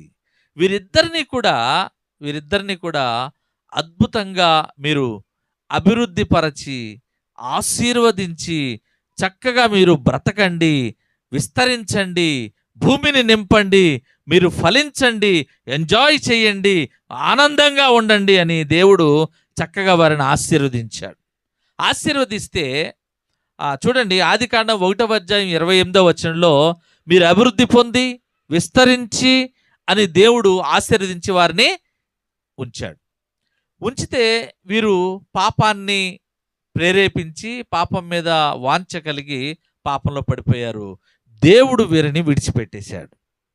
ఏమండి, విడిచిపెట్టడం అంటే విడిచిపెట్టలేదు, కానీ ఏదేను తోటలోంచి బయటకు పంపివేశాడు. పంపిన తరువాత ఈ ఆదాము హవ్వలను ఒకనాడు దేవుడు జ్ఞాపకం చేసుకున్నాడు. చూసారా దేవుని ప్రేమ ఎంతో. అందుకే దేవుని బిడ్డలారా, దేవుని ప్రేమకు పదాలు లేవు, వర్ణించలేం. ఆయన అంతటి ప్రేమ నువ్వంటే మనమంటే కనుక అందుకే ఆయన దేవుడయ్యాడు. అంతటి ప్రేమ కలిగిన వాడు ఆయన. పాపానికి శిక్ష యథాతథమే. శిక్షించిన తర్వాత మళ్ళీ ఆయన ప్రేమ మారదు. నిన్ను వదలడు. కానీ ఆయన నీతికి న్యాయంగా ఉంటాడు, సత్యమును అనుసరించువాడు. కనుక ఇక్కడ ఆదాము అవ్వల్ని దేవుడు జ్ఞాపకం చేసుకున్నాడు. చక్కగా వారికి ఎవరు పుట్టారంటే కయ్యూను. అప్పుడు అవ్వందంట, కయ్యూను పుట్టగానే నేను యెహోవా వలన ఒక మనుష్యుని సంపాదించుకున్నాను అందంట. ఏమండి, నేను యెహోవా దయ వలన ఒక మనుష్యుని సంపాదించుకున్నాను. కయ్యూను పుట్టాడు, నెక్స్ట్ హేబేలు పుట్టాడు. ఏమండి, ఇద్దరు, కయ్యూను హేబేలు. ఇప్పుడు కయ్యూను ఏం చేశాడంటే వ్యవసాయంలో పడ్డాడు. కాయగూరలు పండించడం, తోటకూరలు పండించడం, టమాటాలు పండించడం, వంకాయలు పండించడం, దొండకాయలు పండించడం, సొరకాయలు పండించడం, మనోడు ఇది చేస్తున్నాడు. హేబేలు గొర్రెల కాపరిగా ఉన్నాడు, చక్కగా మందను మేపుతున్నాడు, చూలు కడుతూ అవి విస్తరిస్తున్నాయి, అలా చేస్తున్నాడు. వీరిద్దరు కూడా మరి మొట్టమొదటి పంట కదండి సృష్టిలో. కయ్యను హేబేలు ఏది చేసినా తొలి తొలి తొలి తొలి తొలి అని ఉంటుంది. ఇగో తొలి ప్రేమ, తొలిగా అన్న, తొలిగా తమ్ముడు, తొలి అమ్మ, తొలి నాన్న, తొలి ఆహారం, తొలిగా కష్టపడడం, అంతా తొలే, ప్రథమం. కయ్యను హేబేలు జీవితాల్లో అంతా ప్రథమే. తొలి పంట, తొలి కాయగూరలు, తొలి గొర్రెలు, తొలి మంద, తొలి మాంసం, అంతా తొలే. ఏం చేశారంటే వీరు దేవునికి కృతజ్ఞతగా, ఏమండోయ్ వాక్య బాగా ఉంటున్న దేవుని బిడ్డలారా, అర్పణ కూడా ఎవరిది? అర్పణ కూడా తొలి అర్పణ, ప్రథమార్పణ కయ్యను హేబేలు ఇచ్చింది. తొలి అర్పణ గట్టిగా చప్పట్లు కొట్టండి. హల్లెలూయా. ఈరోజు అంతా తొలే, దేవునికి ఇచ్చిన తొలి అర్పణ. చక్కగా కయ్యూను ఏం చేశాడంటే కొన్ని కాయగూరలు తెచ్చి దేవునికి అర్పణగా, ప్రభువా చక్కగా మాకు పండించావు, అందుకని ఇదిగో మా భాగం నీకు ఇస్తున్నానని అర్పణ తెచ్చాడు కయ్యూను. హేబేలు కూడా తనకున్న మందలో శ్రేష్టమైనవి, కొవ్వినవి, చక్కగా ఆరోగ్యవంతమైనవి అనుకుని తీసుకొచ్చి హేబేలు కూడా అర్పణ పెట్టాడు. ఈ రెండు అర్పణలను దేవుడు పరిశీలించాడు. అయితే ఆదాము హవ్వలు దేవుని యొక్క ఆజ్ఞను నెరవేర్చడం ప్రారంభించారు. ప్రారంభమైంది కయ్యూను హేబేలు జన్మంతో. అయితే జీవము అని అర్థమిచ్చే పేరు గల హవ్వ ఇప్పుడు జీవన దాత అయింది. ఎలా? హవ్వ అంటే జీవము, హవ్వమ్మ అంటే జీవము గల తల్లి అని అర్థం. ఏమండి, ఈ జీవము గల తల్లి ఏమైందంటే జీవనదాత అయిపోయింది. అవ్వ దగ్గర నుండి స్టార్ట్ అయింది. పుడతానే ఉన్నారా జనాలు, పెరిగిపోతానే ఉన్నారా, అభివృద్ధి, జనాలు, మనుషులు. ఏమండి, జీవనదాత అయిపోయింది. అయితే పుట్టిన బిడ్డ తనకు భర్తకు మధ్య ఉన్న ప్రేమ బంధం కంటే మించిన వాడని హవ్వ అర్థం చేసుకుంది. ఎందుకంటే నేను యెహోవా వలన మనుష్యుని సంపాదించుకున్నాను అని తనకు తెలుసు. తన భర్తకి తనకన్నా ఎక్కువ ప్రేమ కలిగినది, ఎక్కువ మనుష్యుడు ఇంకొక మనిషి ఉన్నాడు అని. ఇక్కడ యెహోవా వలన అతడు ఉనికిని, యెహోవా వలన ఒక మనలాంటి మనిషి, అంటే మనిషి ఉనికి వచ్చింది అని ఆయన యెహోవా వలన మనిషిని సంపాదించుకున్నాను అని అన్నమాట. హెబ్రీ భాషలో కొన్ని పదాలకి తెలుగులో భలే చమత్కారంగా ఉంటాయి. కయ్యూను అంటే కాయిన్, హెబ్రీలో కాయిన్ అంటే ఇంగ్లీష్లో కూడా ఏమంటారు? మనీ. కాయిన్ అంటే రూపాయి బిళ్ళలు ఉన్నాయి కదా, అవి. సంపాదన, కానిటీ అంటే సంపాదించుకో. అందుకే కయ్యూన్ని కాయిన్ అల్లా కయ్యూన్ పెట్టింది పేరు ఆమె. సంపాదన కయ్యూన్. చూడండి ఇక్కడ ఈ చమత్కారాన్ని గమనిస్తే కానిటీ అవ్వబలికిన మాటలు అర్థం ఏంటంటే కాయిన్ అంటే కయ్యూను, కాయిన్. హేబేలు అంటే ఊపిరి అని అర్థం, ఊపిరి. హేబేలు అంటే ఊపిరి అని అర్థం. ఇక్కడ విచిత్రం ఏంటంటే దేవునికి అర్పించిందిగా నమోదు చేయబడిన తొలి అర్పణయే దేవుడు తిరస్కరించినగా అది కూడా తొలి అర్పణ. అర్థమైందని చెప్పింది. కయీను హేబేలు మొట్టమొదటిగా దేవునికి అర్పణ అర్పించారు. ఏమర్పించారు చెప్పండి, వింటున్నారా?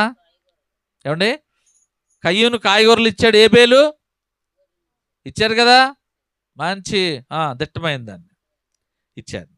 ఇచ్చిన తర్వాత దేవుడు కయ్యూను అర్పణను తిరస్కరించాడు. సృష్టిలో మొట్టమొదటి తిరస్కారం కూడా అదే. ఇక ఎప్పుడు కూడా అర్పణను ఎప్పుడు కూడా దేవుడు తిరస్కరించలా. అర్పణ మొట్టమొదటి అర్పణ, తిరస్కారం కూడా మొట్టమొదటిదే అదే. ఇక తిరస్కారం కూడా లేదు. ఇక్కడ కనుక మనం గమనించినట్లయితే హేబేలు అద్భుతమైన అర్పణ ఇచ్చాడు, కయ్యూనేమో దేవుడు ఇష్టపడనిది ఇచ్చాడు. అంటే ఒక నానుడు ఉంది ఏంటంటే, యెహోవాకి కొవ్విన దూడలను ఇచ్చారు భక్తులు, ప్రవక్తలో ఎడ్లుని ఇట్లా కొవ్వినాటిని ఇచ్చారు. అంటే వంకాయ టమాటాలు తింటాడా దేవుడు? ఎక్కడన్నా తినడరా, మాసాలు తింటాడా? అందుకని కయ్యూను అర్పణను దేవుడు అంగీకరించలేదు అని చాలామంది చెప్తూ ఉంటారు, చాలామంది చెప్తూ ఉంటారు. కానీ దేవుని యొక్క ప్రణాళిక, దేవుని యొక్క సంకల్పం ఏంటంటే, పై మనుష్యుల రూపాన్ని దేవుడు చూడడు. ఫస్ట్ థింగ్ మనం అర్థం చేసుకోవాల్సింది, నీ యొక్క అర్పణ, నీ యొక్క శరీర దారుఢ్యం, నీ యొక్క వాక్చాతుర్యం, నీ యొక్క అందమైన సొగసు, ఇవేమి కూడా దేవుడికి అవసరంలా. ఆయనకేం కావాలంటే అంతరంగ హృదయం. నీ లోపల, నీ హృదయంలో నువ్వేమనుకుంటున్నావు? నీకిష్టమైనది కావాలి దేవునికి, బలి అర్పణ కోరలేదు దేవుడు. నీకిష్టమైనది కావాలి దేవునికి, బలి అర్పణ కోరలేదు దేవుడు. చెప్పండి, నీకు ఇష్టమైనది కావాలి. నువ్వేదైతే ఇష్టపడుతున్నావో అది దేవునికి కావాలి. ఆయన కోరేది అర్పణ కాదు. ఏ అర్పణ? బలి అర్పణ కాదు. నువ్వు తెచ్చే కానుకలు కాదు, నువ్వు చేసే అన్నదానం కాదు, నువ్వు చేసే వస్త్రదానం కాదు. ఆయనకు కావాల్సింది ఏంటంటే నీ హృదయములోని అంతరంగ భావన, నీ హృదయములో నీ అంతరంగ హృదయార్పణ ఆయనకు కావాలి. ఆ నీ అంతరంగంలో నీ హృదయార్పణలో ఉద్దేశం ఆయనకు కావాలి. నీ అర్పణ అవసరంలా, నువ్వు అర్పించే అర్పణ యొక్క ఉద్దేశం ఆయనకు కావాలి. పైకి మంచి అర్పణ ఇచ్చి లోపల దురుద్దేశంతో ఉన్నావా? అవసరంలా, ఆయనకు అవసరంలా. నాకు వద్దంటాడు, నాకు తెలియదు అంటాడు. నువ్వు ఏ ఉద్దేశంతో అర్పణ అర్పిస్తున్నావో, నువ్వే తలంపులతో అర్పణ తెచ్చావో, నువ్వే ఉద్దేశాలతో, తలంపులతో, నడతలతో మందిరంలో కూర్చున్నావో, అగో ఆ ఉద్దేశం కావాలి. కానీ నువ్వు తెచ్చిన అర్పణ ఆయనకు అవసరంలా. హల్లెలూయా. కయ్యూను అర్పణ తెచ్చాడు దేవునికి, హేబేలు అర్పణ నచ్చింది దేవునికి.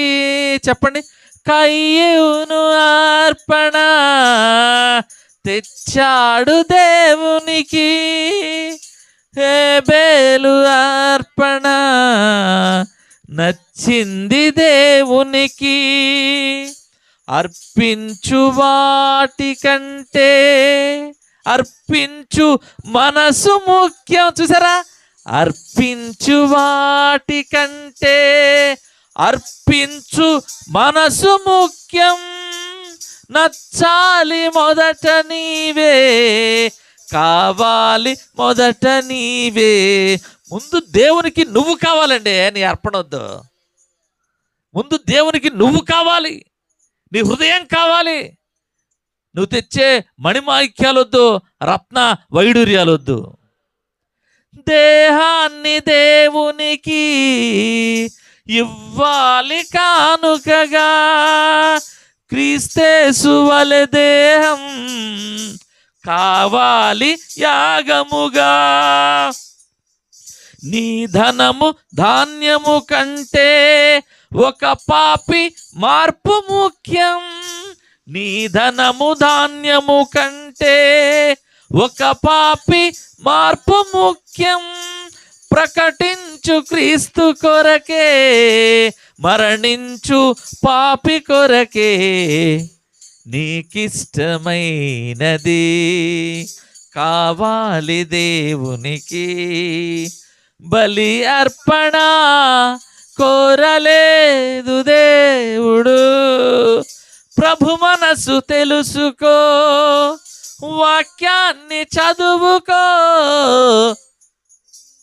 ఏం కావాలి దేవునికి? అర్పణ అవసరంలా. ఇక్కడ కయ్యూను అర్పణ తెచ్చాడు, హేబేలు అర్పణ తెచ్చాడు. మనం అనుకున్నట్టు మాంసం లేదు కనుక కయ్యూను అర్పణ తీసుకోలేదని అనుకోవడం కాదు. కయ్యూను దుర్మార్గ స్వభావం కలిగినోడు, కయ్యూను దుష్టత్వం కలిగినోడు, కయ్యూను బ్యాడ్ హ్యాబిట్, కయ్యూను చెడ్డువాడు, కయ్యూను చెడవాడు. వాడు నవ్వుతున్నారండి, చెడువాడు అంటే నవ్వుతున్నారండి. కయ్యూను యొక్క స్వభావం ఎలాంటిదంటే మంచితనము, ప్రేమతత్వము లేని తత్వం. ఆయన క్రూరత్వం కలిగిన వాడు. అందుకే దేవునికి ఇష్టము లేదు ఆయన తెచ్చిన అర్పణ. ఆయన మనసులో ఏముందంటే దుష్టత్వం ఉంది. కయ్యూను ఏం చేశాడంటే మంచి మంచి టమాటాలు, వంకాయలు ఇవన్నీ ఏం చేసాడంటే కొట్టుకేసేసాడు. కొంచెం వంగిపోయినాయి, కొంచెం ఎండిపోయినాయి, కొంచెం పుచ్చిపోయినాయి, కొంచెం నలిగిపోయినాయి, తొడుములు ఏలాడిపోయినాయి. తొడుములు లేని వంకాయలు, సొరకాయలు, బీరకాయలు, బెండకాయలు అన్నీ ఏం చేశాడు? ఒక తట్టలో ఏరి ఇవి తీసుకొచ్చి దేవుడికి ఇచ్చాడు. ఎందుకని? దేవుడు చూడ్డు, దేవుడు లేడు గనక అక్కడ పెట్టేద్దాంలే ఏముంది అంటే. ఈ వాక్యభాగం వింటున్న దేవుని బిడ్డలారా, దేవుని నమ్మని వాడు చేసే పని అది, దేవునిని అంగీకరించిన వాడు చేసే పని అది, దేవునిపై విశ్వాసం లేనివాడు చేసే పని అది. దేవుడు చూడతాడు, దేవుడు చూడలే ఆడ పెట్టేస్తాం ఏమైంది? అవి పుచ్చిపోయినాయి. దేవుడు నన్ను అడుగుతాడు వచ్చి, పుచ్చిపోయిన వంకాయలు ఇచ్చావా? చిరిగిపోయిన 100 రూపాయలు కానుకేసామా? చిరిగిపోయిన 500 వేసామా? నలిగిపోయిన 10 రూపాయలు వేసామా? దేవుడు చూస్తాడేంటి? చూడ. అంటే వాడికి ఏం లేదు దేవుని మీద, దేవుని మీద విశ్వాసం లేదు, దేవుని మీద నమ్మకం లేదు, దేవుడంటే ప్రేమ లేదు, దేవుడంటే భయం లేదు, దేవుడంటే భక్తి లేదు, దేవుడంటే నమ్మకమే లేదు ఆయనకి. అందుకనే దేవుడు ఏం చేశాడంటే కయ్యూను అర్పణను రిజెక్ట్ చేశాడు, రాంగ్ అని చెప్పాడు, ఇంటూ కొట్టేశాడు, డిలీట్ చేసేసాడు. అంతే, వద్దా కయ్యూను అర్పణ వద్దా. హేబేలు ఏం చేశాడు? హేబేలు భయము కలిగి వణుకుతూ వినయ విధేయతలతో దేవుడు కనిపించాడు హేబేలుకి. ఏమండి, ఇప్పుడు కయ్యూను ఎక్కడున్నాడో హేబేలు కూడా అక్కడ ఉన్నాడు. హేబేలు ఏం చేశాడు తెలుసా? భయము భక్తి కలిగి మందలోకి వెళ్ళాడు. అమ్మో అమ్మో, దేవునికి ఇచ్చే అర్పణ ఎట్టుండాలి? శ్రేష్టంగా ఉండాలి, బలంగా ఉండాలి. కాళ్ళు, ఏళ్ళు, నోరు, కళ్ళు అన్నీ చూచాడంట హేబేలు. మంచి బలమైనది, శ్రేష్టమైనది, కొవ్వినది తీశాడంట బయటికి. అర్పణ తీసి మళ్ళీ అన్ని చెకింగ్ చేశాడంట, అన్నీ చెక్ చేశాడంట. కాళ్ళు, కళ్ళు అన్నీ చెక్ చేశాడంట. బలంగా ఉంది. తీశాడు, కొన్ని తీసుకొచ్చి దేవుని దగ్గర తీసుకొచ్చాడు. వినయ విధేయతలతో ఆరాధన చేసి, పాటలు పాడి ప్రార్థన చేసి అర్పణను హృదయపూర్వకంగా, పూర్ణాత్మతో, పూర్ణ వివేకంతో అర్పణను అక్కడ పెట్టాడు, దేవుని ముందు పెట్టాడు. దేవుడు సంతోషంగా, happy my son, happy, God's blessing, దేవుని ఆశీర్వాదములు ఇగో తీసుకో హేబేలు, నీ అర్పణ నాకు నచ్చింది అని గాడ్స్ రిసీవ్ చేసుకున్నాడు దేవుడు హేబేలు అర్పణ. మరి ఈ వాక్య భాగం ఉంటుంది దేవుని బిడ్డలారా. నాకు ఒక డౌటు, హేబేలు ఏం చేశాడంటే, ఇప్పుడు వంకాయల్ని బెండకాయల్ని పుచ్చులున్నాయో లేదో వరిసేసి చూడొచ్చు, కయ్యను చూడలా, పెట్టేశాడు అర్పణ. మరి హేబేలు యొక్క గొర్రెను కోసి ఏమన్నా చూశాడా? ఇప్పుడు హేబేలు అర్పణిచ్చాడు, పైన చూశాడు, కానీ ఒకవేళ లోపల కిడ్నీ పోయిందేమో గొర్రెకి, ఏమండి, లోపల ఏమైనా క్యాన్సర్ ఉందేమో గొర్రెలకి, ఆ గొర్రెల లోపల ఏమన్నా జబ్బు చేసి పుండు పుట్టిందేమో, చెడు పుండు ఏమన్నా చూశాడా? ఒకవేళ ఉన్నా హేబేలు ఏమైనా కనిపెట్టాడంటారా? పైన చూశాడుగా, లోపల చూడలేదుగా. లోపల క్యాన్సర్ ఉన్నది అర్పిస్తే ఏమవుద్ది? ఏమీ కాదు. ఎందుకంటే హేబేలు యొక్క ఉద్దేశాన్ని చూశాడు దేవుడు, హేబేలు యొక్క అంతరంగ హృదయాన్ని చూశాడు. ఏమని? హేబేలు అంతా చెక్ చేశాడు, అంతా బాగానే ఉంది, మంచిది ఇవ్వాలి దేవునికి, శ్రేష్టమైనది దేవునికి ఇవ్వాలి, గొప్పది దేవునికి ఇవ్వాలి, ఆరోగ్యవంతమైనది దేవునికి ఇవ్వాలి, అన్నిటికల్లా ఉన్నతమైనది దేవునికి ఇవ్వాలి అన్న ఉద్దేశాన్ని దేవుడు చూశాడు. ఆ భావాన్ని దేవుడు చూశాడు, ఆ భయాన్ని దేవుడు చూశాడు, ఆ ప్రేమను దేవుడు చూశాడు. గనక హేబేలు అర్పణ ఏం చేశాడంటే అంగీకరించాడు. కొట్ట గట్టిగా చప్పట్లో, స్తబ్దుగా ఉండకూడదు, కొట్టాలి గట్టిగా చప్పట్లు, చేతులు నెప్పుట్టేటట్టు కొట్టాలి. హల్లెలూయా. అటువంటి మనస్సు కలిగి మనము ఉండాలి.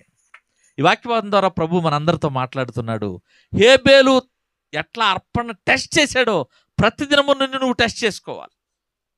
నువ్వు లోపల ఆ చెడు తలంపు ఉన్నా దేవుడు నిన్ను అంగీకరిస్తాడు. ఎందుకంటే నీ ఉద్దేశం మంచిదై ఉండాలి. ముందల నీ భావం మంచిదై ఉండాలి, నీ తలంపు మంచిదై ఉండాలి, నీ యొక్క బుద్ధి మంచిదై ఉండాలి.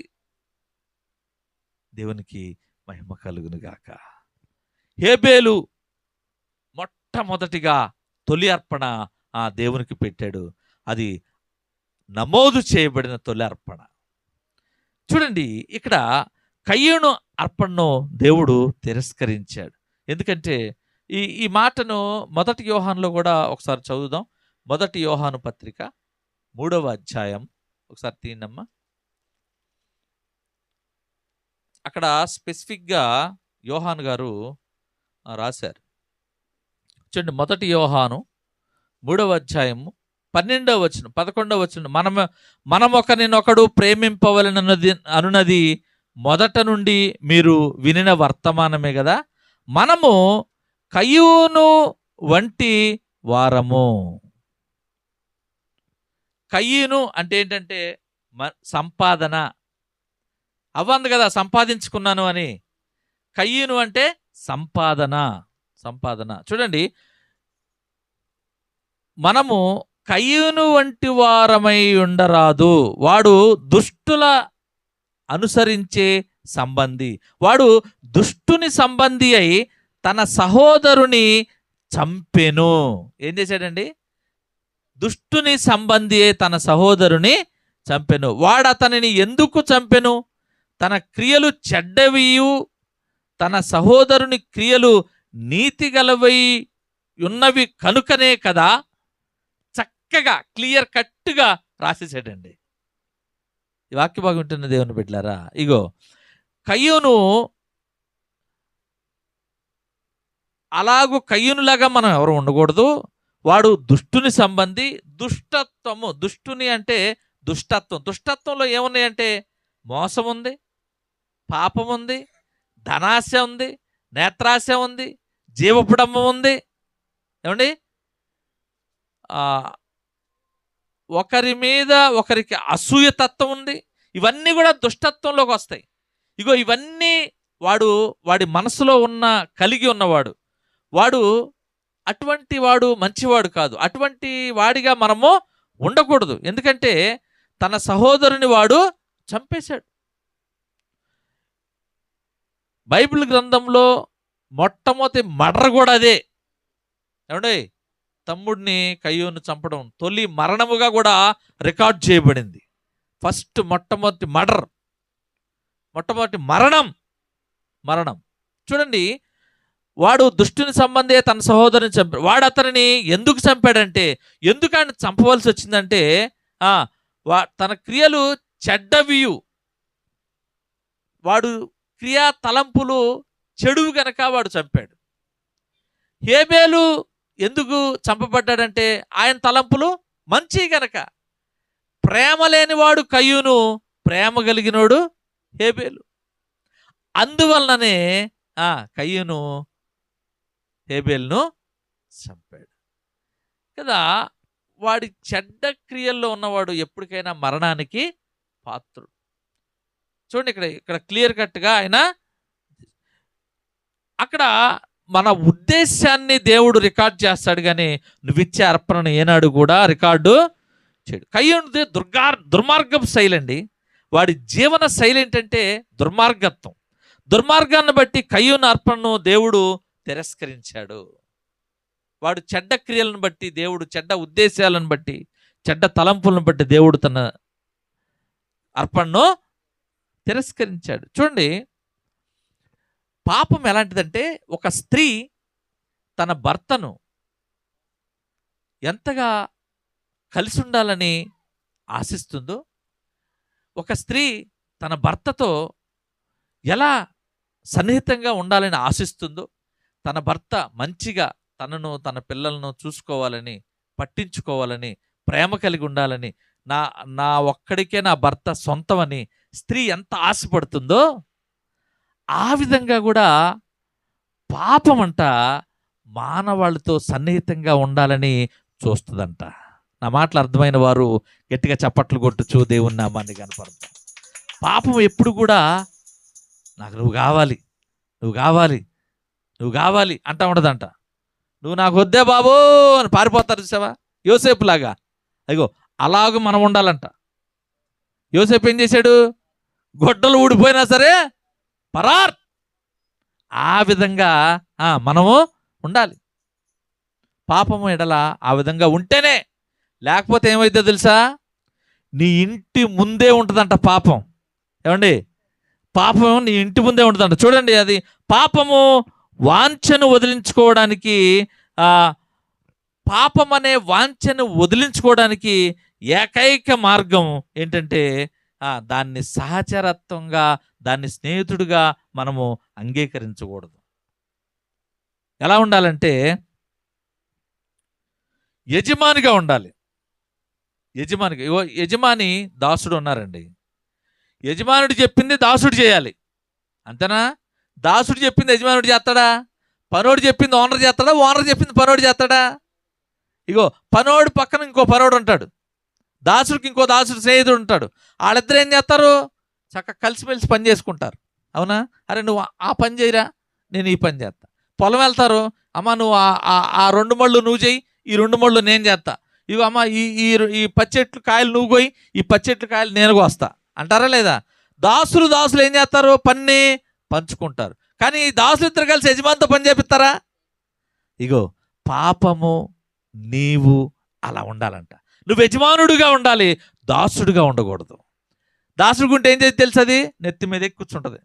నెత్తి మీద కూర్చుని దజ్జి చెప్పినట్టు మనము ఆడించేటట్లుగా ఉంటుంది. చూడండి, కయ్యను హేబేలును ఏం చేశాడంటే జనసంచారం లేని చోటకి, సాక్ష్యం లేని చోటకి హేబేలుని అక్కడికి పిలిపించి అక్కడ చంపేశాడండి. దేవునికి మహిమ కలుగును గాక. ఇక్కడ మనం కనుక ఆలోచిస్తే దీనికంటే ముందుగా ఎంతోమంది జంతువుల రక్తం ఒలికింది, కానీ మొట్టమొదటి మరణంగా దేవుడు హేబేలు మరణాన్ని రికార్డ్ చేశాడు. కనుక కయీన్ను దేవుడు విడిచిపెట్టలా. తన తమ్ముడిని చంపినా ఏమనంటే, కయ్యూను నీకు అంత కోపం ఏంటయ్యా, ఎందుకు నీ తమ్ముడిని చంపావు, ఇగో నీ తమ్ముడు రక్తం నాకు ప్రార్థిస్తుంది అని మళ్ళీ అంటున్నాడు, కయ్యూను కయ్యూను అని దేవుడు మాట్లాడుతూనే ఉన్నాడు.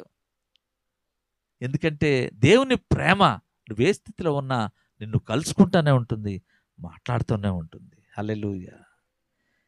ఇక్కడ చూడండి, జబదయి కుమారుడు 4వ సువార్త రచయిత ప్రభువు అధికంగా ప్రేమించిన యోహాను గారు, ప్రేమించిన శిష్యుడిగా ఉన్న యోహాను గారు ఏం చెప్తున్నారంటే, క్రియలు చెడ్డవి గనక కయ్యూను హేబేలును, తన తమ్ముడైన హేబేలును చంపాడు. అంటే ఈ వాక్య భాగం వింటున్న దేవుని బిడ్డలారా, మనము మన అంతరంగ హృదయాన్ని శుద్ధి చేసుకోవాలి, స్థిరపరచుకోవాలి.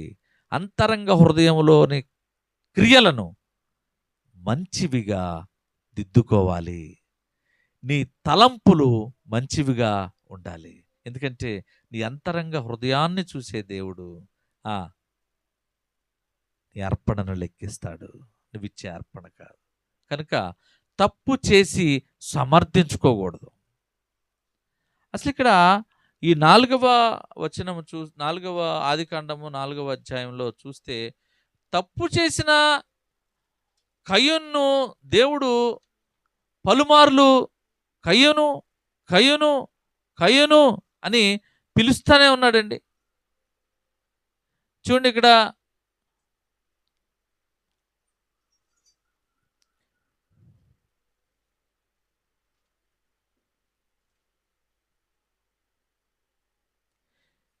యెహోవా నీ తమ్ముడైన హేబేలు, ఇక్కడ చూస్తే చూడండి 8వ వచనం నుంచి చదువుతున్నాను. కయ్యూను తన తమ్ముడైన హేబేలుతో మాట్లాడను. వారు పొలంలో ఉన్నప్పుడు కయ్యూను తన తమ్ముడైన హేబేలు మీద పడి అతనిని చంపెను. అప్పుడు యెహోవా నీ తమ్ముడైన హేబేలు ఎక్కడున్నాడని కయ్యూనును అడిగింది. అయితే దేవునికి అడిగాడా? దేవునికి తెలుసు. దేవునికి ఎందుకంటే హేబేలు రక్తం అక్కడికి మొరపెడుతూ ఉంది. ఆయన ప్రార్థన విన్నాడు. అయితే కయ్యూను ఏం చేయాలి? నీ తమ్ముడు ఎక్కడున్నప్పుడు ఏం చేయాలి? అయ్యా అయ్యా అయ్యా అని కాళ్ళ మీద పడిపోయి, అయ్యా బుద్ధి తక్కువైపోయింది, అయ్యా నాకు కోపం వచ్చింది, నాకు అసూయ వచ్చింది, నాలో ద్వేషం పెరిగింది, అపవాది నన్ను వాడుకున్నాడయ్యా, నేనే చంపేశాను, నన్ను క్షమించయ్యా అని ఏం చేయాలి? కయ్యూను ఏం చేయాలండి? ఇప్పుడు ఏం చేసిన పని, కనీం చేసిన పని అంటే ఇక్కడ ఎవరిని అడుగుతున్నావయ్యా? ఎవరిని అడుగుతున్నావు? నువ్వు నా కాపలా ఉన్నానా ఏంటి? నా తమ్ముడికి నేను కాపలానా ఏంటి? ఎవరిని అడుగుతున్నావు నువ్వు అని? ఎవరిని అడుగుతున్నాడు? దేవునికి సమానం చెబుతున్నాడు. ఏం చేయాలి కయ్యూను? తప్పు చేసిన కయ్యూను ఏం చేయాలి? తప్పు సరిదిద్దుకోవాలి. అక్కడికి దేవుడు ఒక మంచి అవకాశం ఇచ్చాడు. కయ్యూను తమ్ముడైన హేబేలు ఎక్కడున్నాడు అడిగితే అప్పటికైనా తప్పు సరిదిద్దుకుంటాడేమో దేవుని యొక్క ఆలోచన. ప్రేమ కలిగిన దేవుడు ఏంటంటే అప్పుడైనా ఒప్పుకుంటాడేమో, ఒప్పుకుంటే మనం క్షమిద్దాము. ఎందుకంటే దేవుడు ఎందుకు అడిగాడో తెలుసా? దేవుడు కయ్యూన్ని నీ తమ్ముడైన హేబేలు ఎక్కడున్నాడని ఎందుకు అడిగాడో తెలుసా?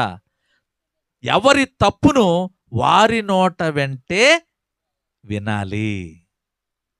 అంటే తప్పును ఒప్పుకోవాలి అనే ఉద్దేశం కలిగిన దేవుడు.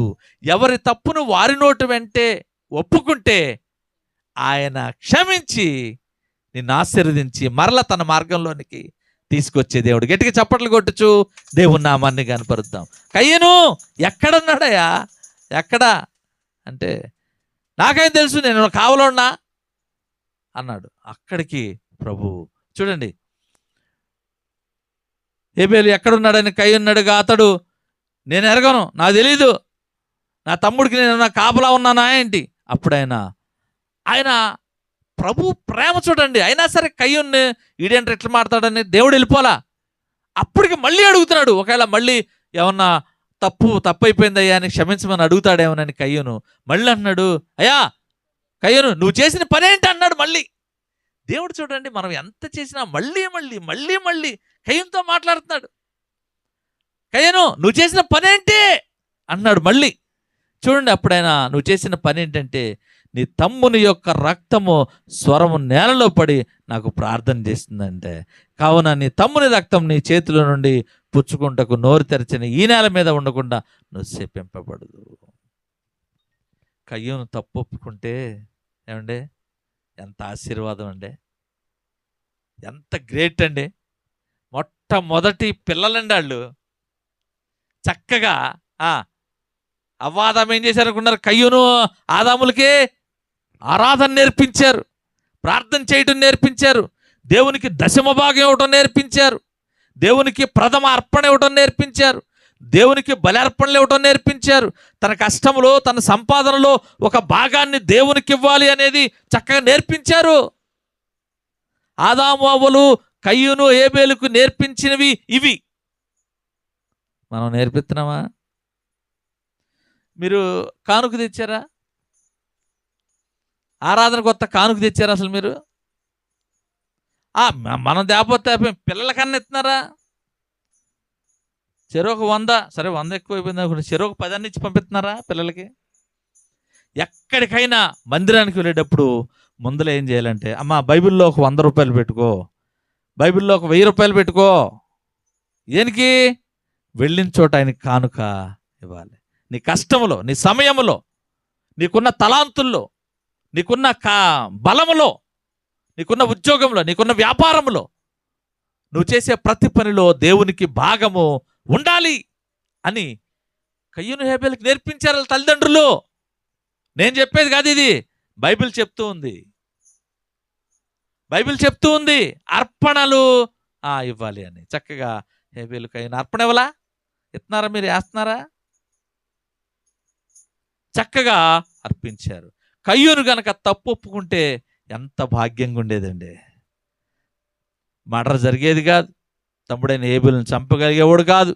ఏమండి, తప్పు ఒప్పుకోక తప్పును సమర్థించుకుంటూ ఏంటి చేసాము, ఏంటంట మా తమ్ముడు నేను చంపుకున్నాను నీకేంటి అన్నాడు. హల్లెలూయా, దేవునికి మహిమ కలుగునుగాక. ఈ వాక్య భాగం ఉంటున్న దేవుని బిడ్డలారా, తప్పును సరిదిద్దుకుందాం. తప్పు చేయని వారు ఎవరు ఉండరు, నాకు తెలిసి. మాట్లాడిన వారు ఎవరు ఉండరు, దొంగతనం చేయని వారు ఎవరు ఉండరు, విగ్రహారాధన చేయని వారు ఎవరు ఉండరు, తప్పు ఒప్పుకోకుండా కప్పుకొని తిరిగేవారు అందరూ ఉన్నారు. కానీ ఆ తప్పును సరిదిద్దుకోవడంలో నీ యొక్క యోగ్యత ఉంటుంది. తప్పును సరిదిద్దుకుని పాప క్షమాపణ పొందడం, దేవుని ముందు ప్రభువా నేను ఈ పని చేశాను, ఆ తప్పును ఒప్పుకుంటున్నాను, క్షమించండి అనే ధైర్యము గల మనస్సును మనకు దయచేయమని దేవుణ్ణి వేడుకుందాం. వాక్య భాగం వింటున్న దేవుని బిడ్డలారా, తప్పును ఒప్పుకొని సరిదిద్దుకుని సమాధాన పడగలిగే గొప్ప యోగ్యతలోనికి మనందరము వచ్చునుగాక. హల్లెలూయా, హల్లెలూయా. ఇప్పుడు చూడండి, కయ్యూను ఆదాము ఎలాగూ ఒప్పుకోకుండా సమర్థించుకున్నారో ఆ విధంగా కాదు, చేసిన వెంటనే అయ్యా నేను తప్పు చేశాను ప్రభువా నన్ను క్షమించండి. హల్లెలూయా. ప్రియ సహోదరి సహోదరులరా, దేవుడు మనకు అన్ని అక్కర్లు తీరుస్తాడు, మన క్షేమమును కోరతాడు, మన ప్రతి విషయంలో ప్రతి అక్కర్ను తీరుస్తాడు. అలా అని చెప్పి నేను తప్పు చేయవలసి వచ్చిందని మాట్లాడకూడదు. అయ్యా నేను ఈ మాట మాట్లాడవలసి వచ్చిందయ్యా, అక్కడ మాట్లాడితేనే అది సరయ్యా, లేకపోతే ఆడు మాటండయ్యా నా మీద ఎక్కుతాడయ్యా అని మనం అనకూడదు. మాట్లాడే ప్రతి మాట, చేసే ప్రతి ఆలోచన తప్పు అని తెలిసినప్పుడు వెంటనే మనం తప్పును సరిదిద్దుకునే ప్రయత్నం చేసి దేవుని యొక్క జీవపు జాడల్లో, సమాధాన సంగతుల్లో, సమాధాన పరిస్థితుల్లో తప్పును సరిదిద్దుకుని మనమందరం కూడా ముందుకు వెళ్ళులాగున దేవుడు మనల్ని దీవించునుగాక, ఆశీర్వదించునుగాక. హల్లెలూయా, హల్లెలూయా, హల్లెలూయా. దేవునికి మహిమ కలుగును గాక. ప్రార్థిద్దాం. అందరూ తల్ల వంచినట్లయితే. ప్రభువా మీకు వందనాలు, వందనాలు, వందనాలు, వందనాలు. అయ్యా, మా తలంపే పాపం అంటున్నావు తండ్రి. పాపము ఒక మనిషి వెళ్ళి మరొక మనిషితో చేయడం కాదు, అసలు నువ్వు ఆ మనిషి గురించి ఆలోచించడమే పాపం అంటున్నావు తండ్రి. మీకు వందనాలు. ఒక సౌందర్యమైన, ఒక మంచి రూపు కలిగిన స్త్రీ వెళ్తూ ఉండగా తండ్రి మేము చూసి అబ్బా ఆహా అన్నా పాపమే ప్రభువా. ఒక బలాఢ్యుడు వెళ్తుంటే ఆయన చాలా బాగున్నాడు అని అనుకోవటం కూడా పాపమే తండ్రి. ఆ వెంటనే నువ్వు వారితో సైనించినట్లే అని అంటున్నావు ప్రభు. కొత్త నిబంధన ప్రకారం తండ్రి, వ్యక్తి సైనించడం కాకుండా తలంపులతోనే నువ్వు మాట్లాడితే, ఆలోచిస్తున్నా అది పాపం అని అంటున్నావు తండ్రి. మీకు వందనాలు అయ్యా. మమ్మల్ని ఒకసారి జ్ఞాపకం చేసుకోండి. మా దైనందిన జీవితంలో అయినా ప్రతి విషయంలోనూ మేము లోకంలో పడిపోతున్నాం తండ్రి. నీకు వ్యతిరేకంగా నడుస్తున్నామయ్యా. మేము ప్రతి విషయంలో అయ్యా ఆలోచన లేకుండా అయ్యా ప్రభు ఈ లోకాచారాన్ని బట్టి ముందుకు కొనసాగుతున్నాం తండ్రి. పరిశుద్ధులుగా ఉండడం లేదు ప్రభు. ఈ లోకంలో చేసే ప్రతి పనిని అయ్యా మీ దగ్గర ఒప్పుకోలు ప్రార్థన చేసి ఒప్పుకొని అయ్యా మాపై ఉన్న పాపం అనే కప్పును తీసి మీ ముందు ధైర్యంగా నిలబడి మేము మా తప్పును ఒప్పుకునే గొప్ప యోగ్యతను ప్రతి ఒక్కరికి దయచేయమని, ఆ తప్పు నుండి అయ్యా మేము తప్పించబడి పాప క్షమాపణ పొంది మేము ప్రత్యేకించబడి ఆశీర్వదించబడినట్లుగా సహాయం చేయమని సమస్తమును మీ చేతులకు అప్పచెప్తూ కూడిన ప్రతి బిడ్డను మీరు అలాగున దీవించండి. రాలేక అయ్యా ప్రభా మరి గృహంలో ఉన్నవారు, లైవ్లను వీక్షిస్తున్నవారు, అలాగే నైనా ప్రభా ఈ శబ్దయంత్రం ద్వారా వింటున్న వారిని కూడా మీరు అలాగున దీవించి ఆశీర్వదించమని, తప్పును సరిదిద్దుకుని సమాధానపడటకు సహాయం చేయమని, తప్పును ఒప్పుకునే గొప్ప భాగ్యాన్ని ప్రతి హృదయానికి దయచేయమని, ఆదాములాగా సమర్థించుకోకుండా, కయ్యూనులాగా సమర్థించుకోకుండా మేము నిజముగా ఒప్పుకున్నట్లుగా సహాయం చేయమని సమస్తమును నీ చేతులకు అప్పచెప్తూ నజరేయుడైన యేసుక్రీస్తు వారి పరిశుద్ధమైన నామములో బ్రతిమలాడి అడిగి వేడుకొంచున్నాము తండ్రి. ఆమేన్, ఆమేన్. తండ్రి యొక్క ప్రేమ, కుమారుని యొక్క కృప, పరిశుద్ధాత్మ యొక్క అన్యోన్య సహవాసం మనందరికీ తోడయ్యుండి నిరంతరము నడిపించునుగాక. ఆమేన్.